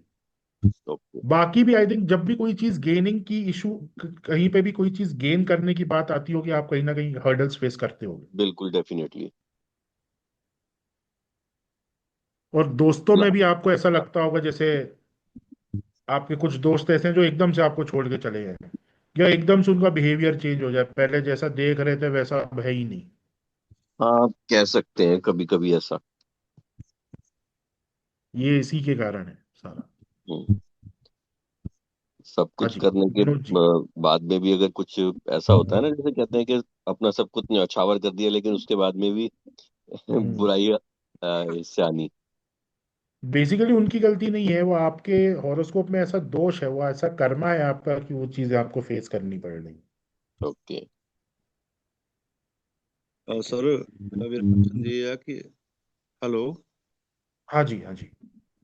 और सर जैसे सेंट्रल जोन जो होता है ना, कि हमारा ब्रह्म हाँ स्थान, हाँ। अगर ब्रह्म स्थान में अगर अग्नि का कुछ हो, मतलब हम जैसे कोई भी बर्नर रखते हैं या सिंपल चूल्हा जलाते हैं, तो वो गलत है ना सर? नहीं देखिए, ब्रह्म स्थान में कुछ नहीं किया जाता, वो ब्लैंक स्पेस होता है आपके घर का। वहां ज्यादा से ज्यादा आप कर सकते हो कि एक उरली में पानी भर के उसमें पुष्प आप रख दो, तो घर में जितने भी लोग हैं उनकी हेल्थ पे अच्छा प्रभाव पड़ता है। बाकी वहां और कोई एक्टिविटी नहीं कर सकते। सर वहाँ पे ना ब्रह्म स्थान में ना हमारे बहुत ज्यादा मनी प्लांट लगी हुई थी, बहुत ज्यादा लगी हुई थी ना हमारे घर में। तो वहाँ पे जी वो हटा के वहाँ पे ना वो वाइफ ने वो ऐसे चूल्हा टाइप कुछ ऐसा रख दिया है ना, हमारा थोड़ा सा हिल एरिया ना। अभी आप टी शर्ट पहने हुए हैं, तो मैंने वो जैकेट पहनी हुई है। हाँ। तो थोड़ा सा घर में वो जलाते हैं, मैंने उनको रोका भी है कि मुझे थोड़ा सा नॉलेज है, तो मैंने उसको रोका, मैंने हाँ कहा ये नहीं करना। सर भाई ब्रह्म स्थान में अग्नि का तो अग्नि तत्व तो बनता ही नहीं है, वो तो पृथ्वी तत्व है ना, जो सेंट्रल जोन जो नहीं, हमारा। ब्रह्म स्थान में कोई भी तत्व नहीं है सर, वो आकाश तत्व है। जैसे आकाश सेंट्रल। मतलब वॉइड, इसलिए उसको खाली रखा जाता है ब्रह्म स्थान में। अच्छा, वहां पे कोई भी पेड़ या कोई भी ऐसा कोई प्लांट नहीं होना चाहिए ना? नहीं नहीं, कुछ नहीं, कुछ भी नहीं, वो बिल्कुल एरिया खाली रहना चाहिए। जैसे मैंने आपको बताया कि वहां पे ज्यादा से ज्यादा आप एक एक उरली आती है ना, उसमें पानी भरकर पुष्प आप वहां पे हाँ उस जी। पानी के अंदर थोड़े से पुष्प आप डाल सकते हैं, जिन्हें आप रोज चेंज करें। बस इससे ज्यादा वहां पे और कुछ नहीं कर सकते। तो अग्नि वहां पे नहीं, जैसे चूल्हा वगैरह या कोई भी बर्नर वगैरह या कोई भी नहीं रख सकते ना वहाँ सेंट्रल जोन में? मैं वही तो बार बार रिपीट कर रहा हूँ कि सर, आकाश के अलावा कुछ नहीं वहां पे हो सकता। हाँ, सही है, बस यही था सर। हाँ एक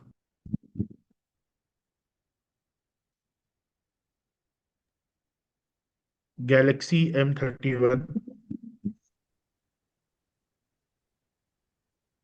नमस्ते सर।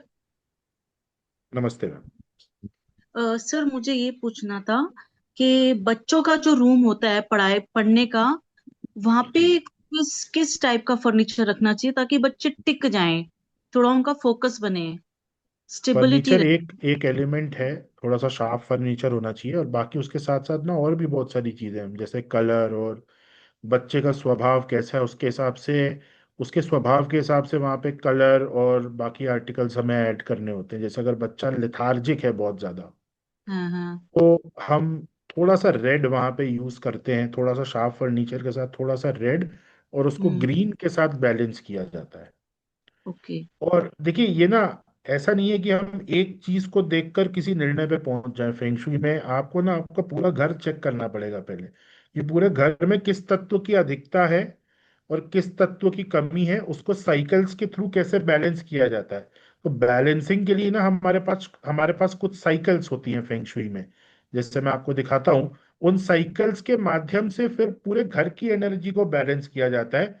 एक बार पूरे घर की एनर्जी बैलेंस हो गई, फिर आप इन क्वेश्चंस पे आ सकते हैं कि बच्चे का ध्यान ज्यादा लगाना है तो बच्चे के कमरे में हम अलग से क्या कर सकते हैं। अब मान जी लीजिए जी। आपकी पूरे घर की एनर्जी बैलेंस नहीं है, तो बच्चे के रूम में आप कुछ भी करते रहो, उससे फर्क नहीं पड़ेगा। तो पहले चीजों को टोटलिटी में हमको देखना होगा, और फिर इंडिविजुअल लेवल पे हम जा सकते हैं कि भाई हस्बैंड वाइफ के कमरे में हम एडिशनली क्या कर सकते हैं, बच्चे के कमरे में क्या कर सकते हैं, बड़े बुजुर्गों के कमरे में एडिशनली क्या कर सकते हैं, किचन में क्या जनरली कर सकते मतलब बच्चों के रूम में किस टाइप का फर्नीचर होना चाहिए, मतलब मैस्कुलिन या फेमिनिन, हैं। आपके पढ़ने पूरे वाले घर के की लिए? एनर्जी पे पहले डिपेंड करें आप। कोई अच्छा इसका स्ट्रेट अवे आंसर नहीं है। अच्छा, ठीक ठीक। इतना तो सर पता नहीं, पूरे घर की एनर्जी का तो नहीं कुछ कह सकते। आपको निकालना पड़ेगा ना। आपका सवाल मैडम कुछ ऐसा है कि आपके पूरे, मान लीजिए कि आपके आपके शरीर में कोई इन्फेक्शन है, जी पूरे पूरे बॉडी में कोई इन्फेक्शन है, उसके जी बारे में आपको जानकारी नहीं है। आप डॉक्टर से सिर्फ इतना बोल रहे हो कि सर दुख रहा है, उसकी दवाई बताओ।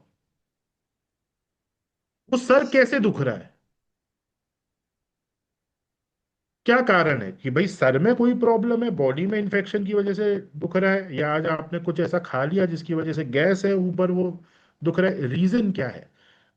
आप सिम्टोमेटिक क्योर पे मत जाइए, अदरवाइज हमेशा परेशान रहो। मान लीजिए इन्फेक्शन के कारण ठीक है। सर आपका दुख रहा है और आप गोली खा रहे हो पेन किलर, तो क्या असर होगा। कोई बिल्कुल। असर नहीं, इन्फेक्शन तो वैसा का वैसा ही रहेगा। थोड़ी देर के लिए वो सर दर्द कम होगा, वो फिर से चालू हो जाएगा, क्योंकि आप इन्फेक्शन तक पहुंच ही नहीं पा रहे हो। इसलिए कोई भी चीज जेनरिक जी नहीं जी। होती, हर चीज स्पेसिफिक होती है। आपके बच्चे का ध्यान नहीं लग रहा है, आपके बच्चे के कमरे में जो चीजें कराई जाएंगी वो सामने वाले से बिल्कुल अलग होंगी, भले ही दोनों के बच्चों का ध्यान नहीं लग रहा हो। क्योंकि सामने वाले की एनर्जी अलग है, सामने वाले ने अपने घर में अलग कलर यूज किए हुए हैं, सामने वाले ने अपने घर में अलग आर्टिकल्स यूज किए हुए हैं, आपने अलग किए हुए हैं। तो भले ही प्रॉब्लम दोनों जगह सेम है कि ध्यान नहीं लग रहा है, लेकिन उसका जो, उसको रेक्टिफाई करने का जो तरीका है वो दोनों जगह अलग हो। Thank you. जी दिव्या जी। हाँ, जय श्री कृष्णा सर। हाँ जी, जय श्री सही। कृष्ण। सर आवाज आ रही है आपको? हाँ जी, बिल्कुल बिल्कुल। हाँ सर, जैसे हमारे फ्लैट है तो सर उसमें जैसे दो गेट है, तो स्टार्टिंग में ऐसे साउथ और टर्न होने के बाद ईस्ट में है।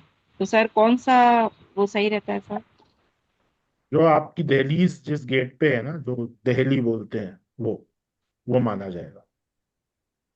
नहीं सर, जैसे मेन गेट किसको बनाना चाहिए? जैसे मेन गेट ही की मैं मतलब बात कर रहा हूँ, मैं, जो दहलीज है उसको मेन गेट कहा जाता है।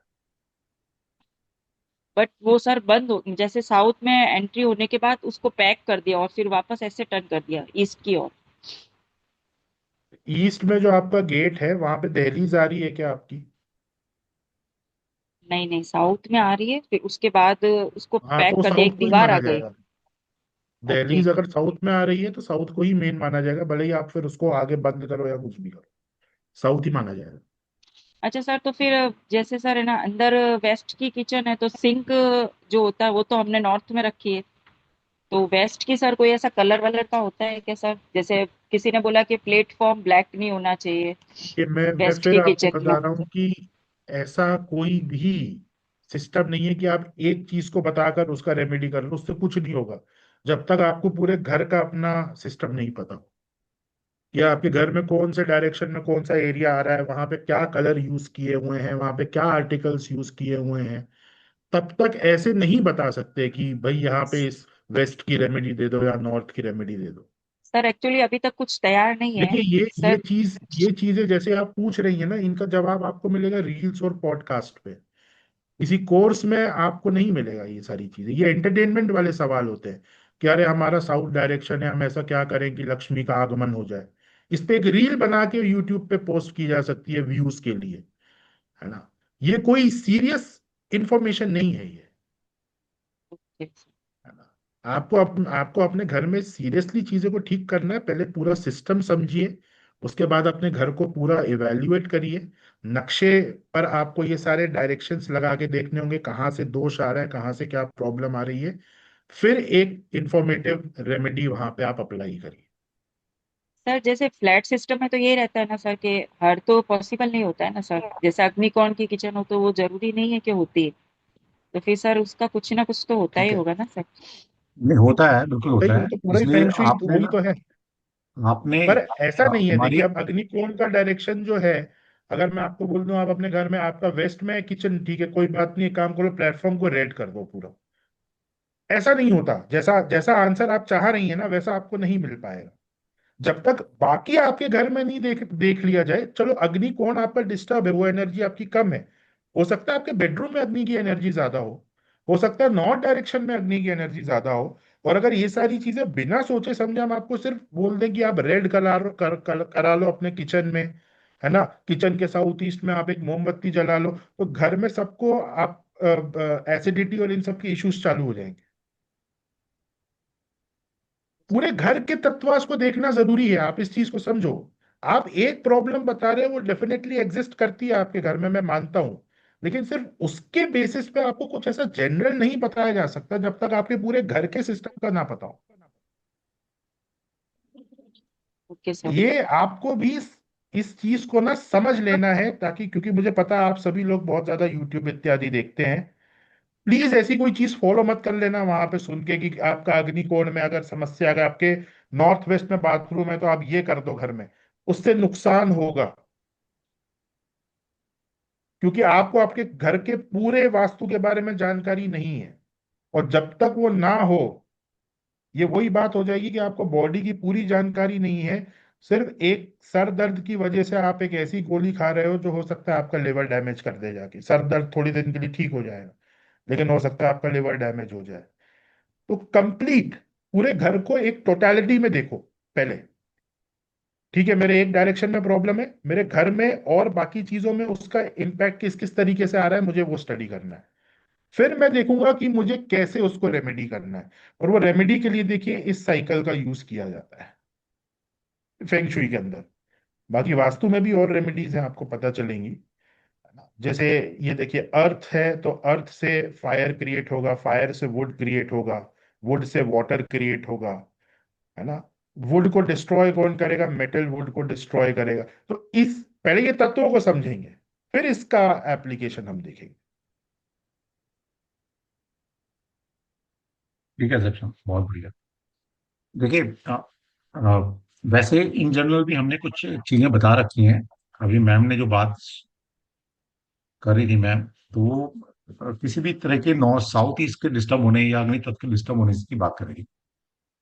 अगर आपने हमारा 5 दिन का जो पीछे हमने फ्री फाउंडेशन कोर्स किया था, शायद उसमें आप नहीं थी, अगर वो भी सुन लिया होता ना तो समझ में आया था कि कैसे अपने अग्नि तत्व को, अगर किचन आपकी साउथ ईस्ट में नहीं है, फिर भी आप अपने एक ऐसे अग्नि तत्व को बैलेंस कर सकते हैं। कुछ मैंने एक जनरल रेमेडीज वहां बता रखी है, जिनका नुकसान कुछ नहीं है, और चीजें बैलेंस होने की प्रोबेबिलिटी बढ़ जाती है। ओके, तो एक बार मेरा अग्नि तत्व वाला वीडियो देख लेना तो समझ में आ जाएगा।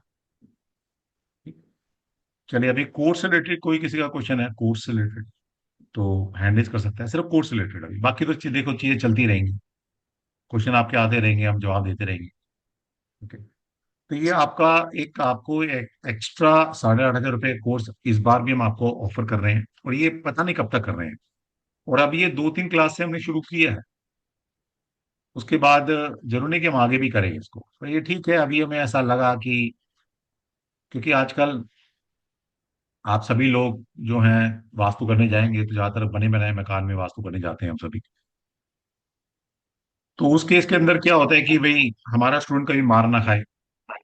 हमें ऐसा लगता है कि हमारा स्टूडेंट कभी मार नहीं खाना चाहिए, उसको हर तरह की नॉलेज होनी चाहिए। अब बने बनाए मकान में जाओगे, किसी ने किचन बना ली गलत, और आप बोलो नहीं भाई इसको तोड़ो, भाई इसमें 2 लाख, 2.5 लाख, 3 लाख, 5 लाख की किचन में सामान लगा रखा है, कैसे तोड़ेगा वो? तो आज के परिप्रेक्ष्य में हमने सक्षम और मैं बैठे थे एक बार ऐसे ही, तो हमें लगा यार कुछ बच्चों को एक्स्ट्रा दिया जाए, क्योंकि आजकल ना वास्तु करने वो आते हैं जो बने बनाए मकान में जा रहा, तो उसमें फैंक्शी बहुत कारगर है, बहुत कारगर है। इसलिए फैंक्शी का कोर्स हम आपको फ्री दे रहे हैं, क्योंकि हर बच्चा, कभी कभी ऐसा होता है वास्तु पढ़ने के बाद वो अफोर्ड ना कर पाए शायद, तो हमें वो लास्ट बेंच का जो बच्चा है ना, उसके बारे में सोचना है, जो हमसे पढ़ के जा रहा है। तो इसलिए आपको ये फैंक्शी वास्तु कोर्स में हम फ्री पढ़ा रहे हैं। ओके, तो सोचिए अगर मैं ये वास्तु का कोर्स 10-12 हजार में भी लॉन्च कर दूं, और फैंक्शी वास्तु, एस्ट्रो वास्तु, पैरा वास्तु, इन सबकी फीस लेकर भी पढ़ाने शुरू करूं, तो ये कम से कम 30-35 हजार का कोर्स फिर भी बन जाएगा। लेकिन हम फिर भी आपसे नहीं चाहे, सिर्फ 20 हजार प्लस जीएसटी में आप कंप्लीट पैकेज लीजिए और अपनी नॉलेज को अपग्रेड कीजिए, उसको अप्लाई कीजिए। और ये हमारे प्रोफेशनल कोर्स हैं, ये बता दूं आपको। हमसे जो बच्चा पढ़कर जाता है, ठीक है आपकी मर्जी है काम करे ना करे, लेकिन हम आपको इस कदर तैयार कर देते हैं कि आप एक प्रोफेशनल की तरह काम कर सकें।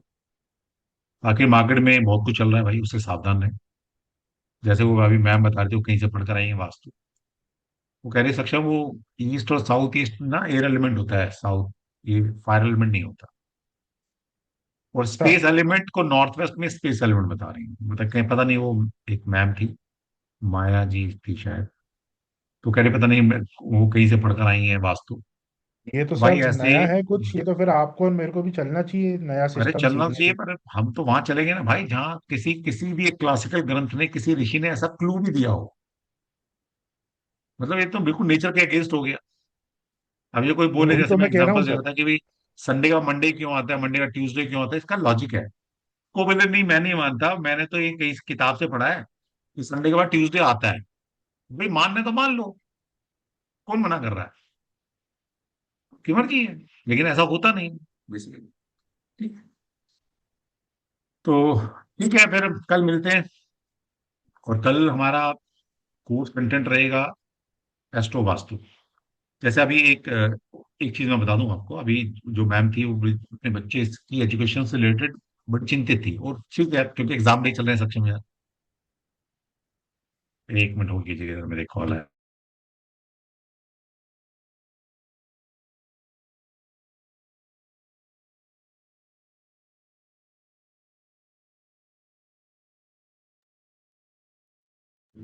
चलिए, तो कल आपको एक अच्छी चीज टिप्स दूंगा।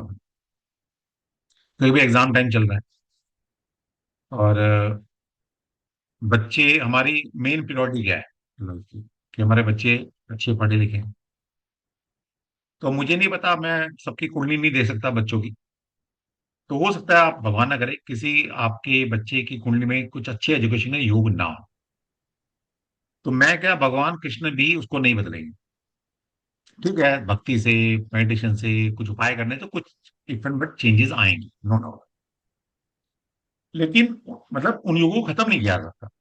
लेकिन हाँ, ये मैं कर सकता हूं कि मैं अगर कल आपको एक्स्ट्रा वास्तव में बता दूं कि आप अपने घर में ये काम कर लीजिए, तो आपके घर के अंदर बेस्ट एजुकेशन के योग क्रिएट हो जाए, ये मैं बता सकता हूँ।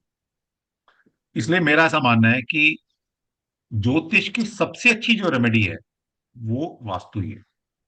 क्योंकि ज्योतिष में हमारे पास कुछ भी चेंज करने के लिए नहीं है। कुंडली बन गई, जहां प्लान जो बैठना था बैठ गया, नक्षत्र दशा स्टार्ट हो गई, कुछ नहीं कर सकते हम। लेकिन वास्तु के अंदर हमारे पास फ्री व्हिल है। तो कल का सेशन जरूर अटेंड कीजिएगा, मजा आएगा। ठीक है।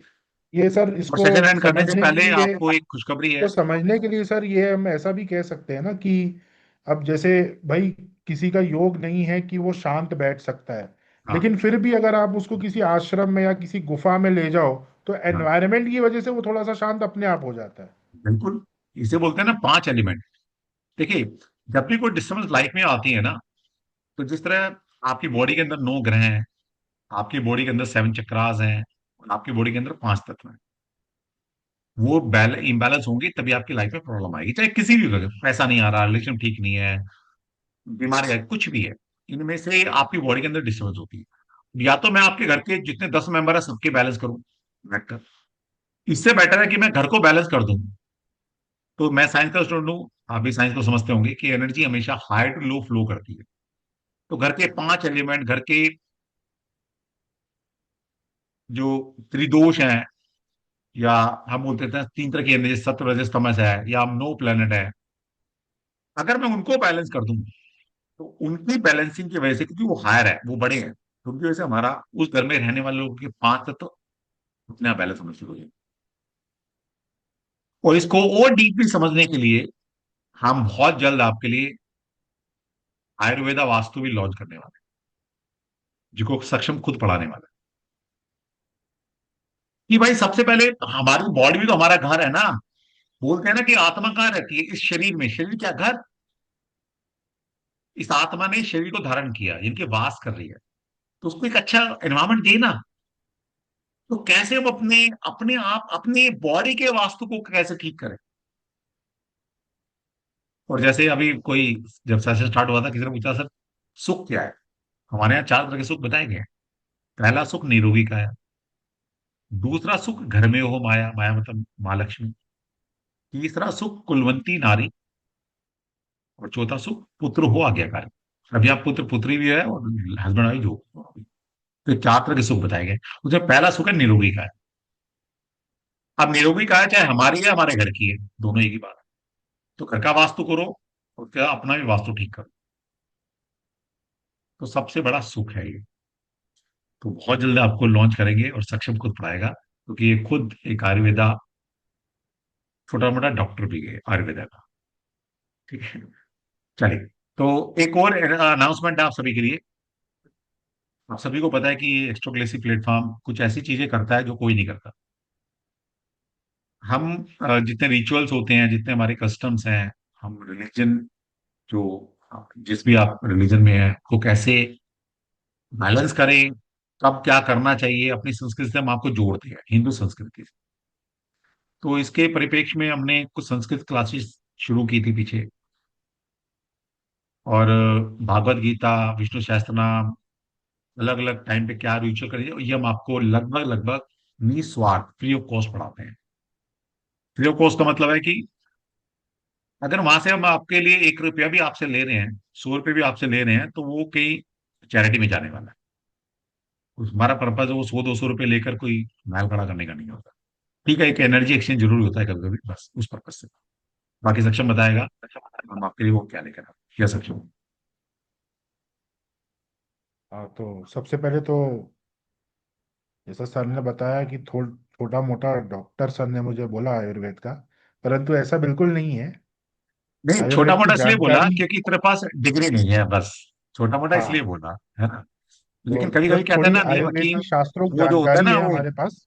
गली मोहल्ले में बैठने वाला भी एक इतनी प्रैक्टिस होती है, इतनी भक्ति होती है, किसी को आशीर्वाद भी दे देना, तो कहते हैं ना जहाँ दवा नहीं काम करती वो दुआ काम कर जाती है। तो ये सक्षम इस तरह का नॉलेज रखता है कि इसको आयुर्वेदा की नॉलेज है खुद, मतलब एक इंटरेस्ट होता है इंसान का ना, कि भाई अपनी बॉडी को जानना, 3 तत्वों 5 तत्वों को जानना, त्रिदोषों को स्टडी करना, वात पित्त कफ को जानना। नहीं, इसने मतलब ऐसा नहीं कि हमने हमने कोर्स लॉन्च करने के पर्पज से इसने पढ़ाई की, मतलब इसका इंटरेस्ट है पहले से कि यार क्या है, अपनी बॉडी को जाने, वात पित्त कफ को जाने, तो इसका इंटरेस्ट था। और ये कब हमने बोला नहीं यार इसको पढ़ाते हैं फिर, तो एक यूनिक कोर्स, मतलब इस संसार में अभी तक किसी ने नहीं पढ़ाया होगा, ये पक्का है ना। वास्तु को और अपनी बॉडी के वास्तु को मिक्स कर कर कैसे हम मतलब ठीक कर सकते हैं चीजों को, जहां पर एक आत्मा रूपी जो भगवान है ना, वो वास करेंगे। तो उसको ठीक कर लेगा, पहले अपने शरीर को ठीक कर लो। वैसे भी आज के डेट में सब हेल्थ कॉन्शियस तो हो गए हैं। तो मैं चाहूंगा कि आप सभी इसमें पार्टिसिपेट करें और बहुत नॉमिनल कॉस्ट में लेकर आएंगे। उस स्पोर्ट से भी पर्पस पैसा कमाना नहीं है, आपको हेल्दी रखने का पर्पस है, ये बता रहे हैं। ठीक है, यस सर।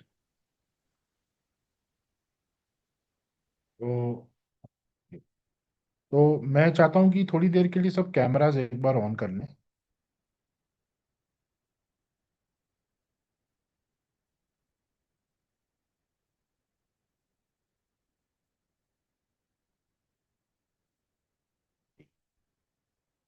तो देखिए, जैसा अभी सर ने आपको बताया कि एक हमारा एफर्ट है भारतीय संस्कृति की जो रिचुअल्स हैं, जो पद्धतियां हैं, वो हर एक व्यक्ति तक पहुंचाने के लिए, स्पेशली प्रैक्टिशनर्स तक पहुंचाने के लिए। और इसको करने के लिए बहुत सारे प्रयास हमारे एंड से हम कर रहे हैं। हम इन डिटेल बहुत सारी चीजें प्लान करते हैं।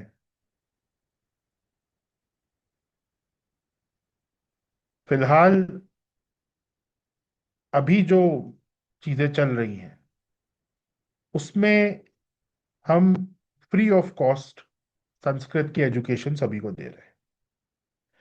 हमने इसमें ऐसा बोला हुआ है कि जो भी एनर्जी एक्सचेंज आप देना चाहते हैं आप दे सकते हैं, हमारे एंड से कुछ भी वो नहीं है। और मैं स्वयं ये क्लासेस लेता हूँ। और इसके साथ साथ हम अभी नेक्स्ट वीक से एक बैच लॉन्च कर रहे हैं देव अर्चन विद्या का।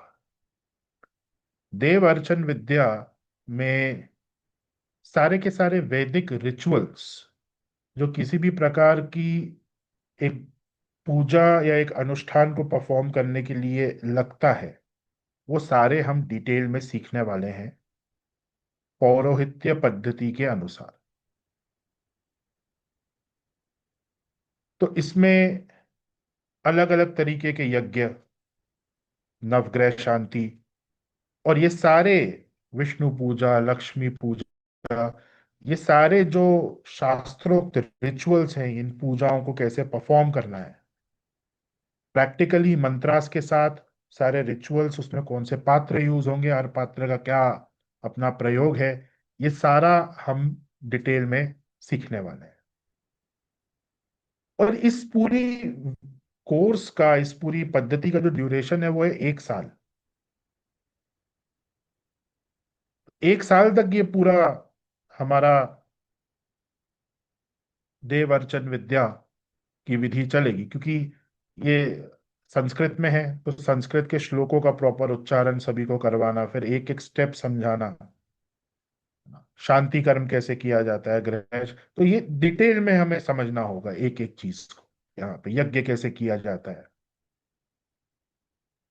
तो इसका एक डॉक्यूमेंट है, वो डॉक्यूमेंट मैं आपको दिखाता हूँ, फिर अगर आप में से किसी का कोई सवाल होगा तो वो आप पूछ सकते हैं।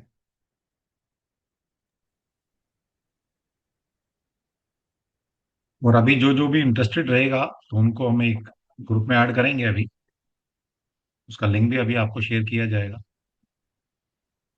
तो देखिए, ये देव अर्चन विद्या क्या है, उसके लिए आप, भगवान श्री कृष्ण ने भगवत गीता में एक बहुत अच्छी बात बोली है, ये यहाँ पे लिखी हुई है कि जो, जिनकी आस्था और श्रद्धा मेरे अंदर है, जो मेरे डिवोटी हैं और जो मुझसे प्रेम करते हैं, मैं उन्हें वो विद्या दे ही देता हूँ जिसके थ्रू वो मुझ तक पहुंचना चाहे, पहुंच सकते हैं। तो ये जो देव अर्चन विद्या है, ये जो पूजा पाठ करने की एक पूरी शास्त्रोक्त पद्धति है, ये भगवान तक पहुंचने का एक मार्ग है। और यहाँ पे आप देखेंगे कि ये कितना साइंटिफिक, अगर आप प्रॉपर वैदिक रिचुअल्स को फॉलो करें, क्योंकि प्रॉपर वैदिक रिचुअल्स को फॉलो करने वाले लोग हैं नहीं, इवन पंडित जो हैं वो भी काम चलाऊ काम करते हैं, वो नहीं कर पाते। तो हम प्रॉपरली हर एक चीज को यहाँ पर सीखने वाले हैं। ये डॉक्यूमेंट हम आपको दे देंगे ग्रुप के अंदर। हाँ, तो अब आप यहाँ पे देखिए, ड्यूरेशन इसका 1 साल रहेगा, और हफ्ते में 2 दिन हमारी क्लासेस यहाँ पे होंगी, लाइव क्लासेस रहेंगी, सारी चीजें आपको समझाई जाएंगी। क्या क्या चीजें हम यहाँ पे कवर कर रहे हैं, तो देखिए, पूजा की फिलॉसफी क्या है, पूजा करने से ईश्वर की प्राप्ति की, पूजा होता क्या है यही हमें अभी नहीं पता, है ना। उसकी विधि क्या है, उसके मंत्रास क्या है, मुद्रा कौन कौन सी यूज होती है, कैसे यूज होती हैं, पंच देवताओं की पूजा कैसे करी जाती है, हवन विधि कैसे करी जाती है, शास्त्रोक्त तरीके से पूरा ये हम देखने वाले हैं। और भावा डेवलप किस प्रकार से हम कर सकते हैं। तो यहाँ पे क्या क्या चीजें कवर होंगी, है ना, जो पूजा और अनुष्ठान की फिलॉसफी है वो हम देखेंगे। पात्र हमें कौन कौन से यूज करने हैं, उसका उसका डायमेंशन कितना होना चाहिए, कौन से धातु के होने चाहिए, वो सारी चीजें हम देखेंगे। और फिर उसके बाद पूर्वांग पूजा, महागणपति पूजा, सरस्वती पूजा, दुर्गा पूजा, महालक्ष्मी पूजा, राम पूजा, कृष्ण पूजा, नवग्रह पूजा, ये सारी चीजें हम यहाँ पर समझने वाले हैं इस पूरे 1 साल के अंदर अंदर। तो ये 1 साल आपको यहाँ पे मेहनत करनी पड़ेगी, जो भी लोग इस पौरोहित्य पद्धति को सीखना चाहते हैं। और साल के एंड में बड़े से बड़ा अनुष्ठान, बड़े से बड़े त्योहार में जो भी वहां पे रिचुअल्स होते हैं वो आप स्वयं करने की स्थिति में हो। तो जो भी इंटरेस्टेड हैं आप ज्वाइन कर सकते हैं, हम आपको अभी एक लिंक दे देंगे, अगर किसी का कोई सवाल है तो वो भी आप पूछ सकते हैं। लिंक भेज दो सेक्शन सबको। और इसके साथ आप हमारा संस्कृत का कोर्स भी ज्वाइन कर सकते हैं, जो फ्री ऑफ कॉस्ट है।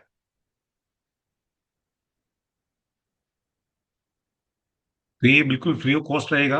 बाकी अगर आप कुछ डोनेट करना चाहते हैं, ना एक एनर्जी करना चाहते हैं, तो यस यू कैन। सर वो संस्कृत है, फ्री ऑफ कॉस्ट, हाँ, संस्कृत, वही वही। संस्कृत।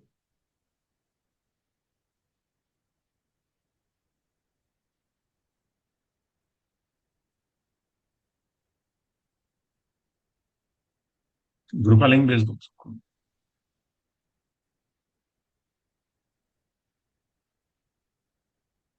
सर मुझे मिल नहीं रहा है, देखिए सर मैंने उसमें आपको ऐड किया हुआ है, आपके पास है? मैं भेज देता हूँ, एक तो मिनट। मैं आपको एडमिन बना देता, जब तक हाँ, मैं मुझे एडमिन बना क्वेश्चन दो। लेता हूँ जी। माया जी। सर ये जो वैदिक रिचुअल वाला जो कोर्स बता रहे हैं, तो ये कोई भी ज्वाइन कर सकता है ना? हाँ जी, कोई भी कर जैसे मान लो सकता है, मैं लेकिन ज्वाइन इसमें कर। एक लिमिट है, सिर्फ 12 लोगों की। हाँ, कोई भी ज्वाइन कर सकता है, 12 लोगों की एक लिमिट है, बिकॉज इसमें क्या है, एक एक एक्शन आपका देखकर इंडिविजुअली गाइड करना पड़ता है, और वो 12 लोगों से ज्यादा इंडिविजुअल गाइडेंस नहीं दे पाएंगे किसी को। हाँ, तो इसलिए 12 लोगों हाँ की एक सर, वही लिमिट जैसे हमने मतलब रखी मान हुई लो है। जिनको संस्कृत बिल्कुल भी नहीं आती है, ठीक है, तो उनको तो बहुत सारी चीजें हाँ जी, देखना होगा, उच्चारण का, वो मंत्रों का, ये वो सब सब तो आपको करवाया जाएगा। ध्यान देना। तो एक सर इसका साल क्या इसीलिए चार्ज लग रहा है। रहेगा? ये सब ग्रुप में बताएंगे, बहुत ही नॉमिनल सा चार्ज है, ऐसा कुछ बहुत ज्यादा नहीं है। और ये संस्कृत वाला जो सर आपका है, जो आप बोल रहे फ्री ऑफ कॉस्ट वाला, तो उसका क्या लिंक है, कहाँ से जुड़ना है? वो भी ग्रुप में अभी हम भेज देंगे। ठीक है ओके ठीक, थैंक यू सर। जी, शिवा जी। एक मिनट सेक्शन बस ये है। हाँ जी सर। सर आपका जो संस्कृत का कोर्स है, वो राइटिंग और ओरल बेसिक रहेगा, कैसे रहेगा? ये ऐसे लिखना तो नहीं सिखाते हैं हम, जैसे देवनागरी, अगर आपको हिंदी लिखना आता है तो आप ज्वाइन कर सकते हैं। मैं संस्कृत सीखी बेसिकली हूँ। जो, हाँ बेसिकली हमारा फोकस ज्यादा ग्रामर के ऊपर है, ग्रामर के थ्रू शास्त्रों को समझना। संस्कृत प्रोनाउंसिएशन। ग्रामर के जो रूल शास्त्रों को डिकोड करने में लगते हैं, उनको समझना, ये हमारा मेन फोकस है। अच्छा, मतलब जो अपनी अपनी गाथा वगैरह रहती है उसको डिकोड करना है। सारे शास्त्र, वेद पुराण इत्यादि सब। ओके। देखिए, क्योंकि मैंने आप सभी को मैं लिंक भेजा है, सबको मिल गया क्या? मैं इंटरेस्टेड तो हूँ, लेकिन मैं जैन हूँ, तो मुझे मुझे लगा जैन का भी सिखाएंगे, तो उसका जो रहता है विधि। ये एनीवे सनातन संस्कृत में। संस्कृति में, सनातन संस्कृति के अंतर्गत कोई भी व्यक्ति हो, वो सारे रिचुअल्स हमारे फॉलो कर सकता है, वो भले ही क्रिश्चियन हो। अब आप जैसे देखेंगे, गया में श्राद्ध करने के लिए क्रिश्चियन लोग भी जाते हैं, इवन फॉरेन से जो लोग आते हैं वो भी वहां जाते हैं, सबके लिए अलाउड है। करेक्ट। तो ऐसा कोई इसमें रिलीजन बार नहीं है कि कोई जैन व्यक्ति है या कोई क्रिश्चियन व्यक्ति है तो वो गणपति पूजन नहीं कर सकता, ऐसा नहीं कुछ सर। भी नहीं है। सर जैन जो अपना हिंदू धर्म है, हिंदू धर्म है, लेकिन मुझे लगा कुछ स्पेशल उसमें कैटेगरी में नहीं दिखा, इसके लिए मैं पूछ रही हूँ। तो हाँ, आप संस्कृत। जैसे महावीर भगवान की जो पूजा करते हैं ना, हाँ जी। उसमें ये सारे रिचुअल्स आप फॉलो कर सकते अच्छा अच्छा। ओके। और जो संस्कृत की बात है, अब आप बोले कि ग्रामर सिखाएंगे, क्योंकि मुझे भाषा में थोड़ा ज्यादा हैं जी। इंटरेस्ट है, तो इसका डेली रहेगा हाँ, कोर्स या कैसे रहेगा, वीकली रहेगा कैसे कि? नहीं वीकली क्लासेस होती हैं, ओके। और उसमें। वीकली क्लास होती हैं। और हाँ, हमारा फोकस ज्यादातर जो ग्रामर है, संस्कृत ग्रामर, उसको सीखने का हमारा ज्यादा ओके, फोकस रहता है। मतलब वंस अ वीक रहेगा ना?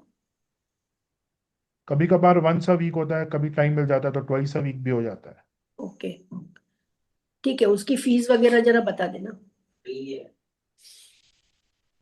वो तो फ्री है, संस्कृत फ्री है मैम, ओके। मतलब आप जो देना चाहें आप दे सकते मैं भाषा सीखने के लिए, क्योंकि मैं बचपन में मैं संस्कृत मैंने स्कूल में सीखा है, तो मुझे ज्यादा शार्प करना है हैं। हाँ उसको। जी। क्योंकि अभी कोई ओके। ये भाषा संस्कृत अपनी डे टू डे में आती ही नहीं है कहीं पे, तो क्यूरियोसिटी के लिए मुझे सीखना है। तब तो क्या, हाँ एग्जाम के बिल्कुल, लिए हम लोग आप सीखते थे, एग्जाम में मार्क्स जी कितना है उसके लिए सीखते थे। जी जी जी। अभी नहीं, अब आप प्रॉपरली नॉलेज सीख के सकते हिसाब हैं। से। हाँ जी। ठीक है, तो आप सीख हम सकते पूरा हैं, आपको ग्रामर पूरा इन्फॉर्मेशन मिल हम उसमें जाएगी। कवर कर। हाँ, मिल जाएगी इन्फॉर्मेशन। अभी मैंने एक लिंक लिंक भेजा है, सक्षम देखें, सबको मिल गया क्या?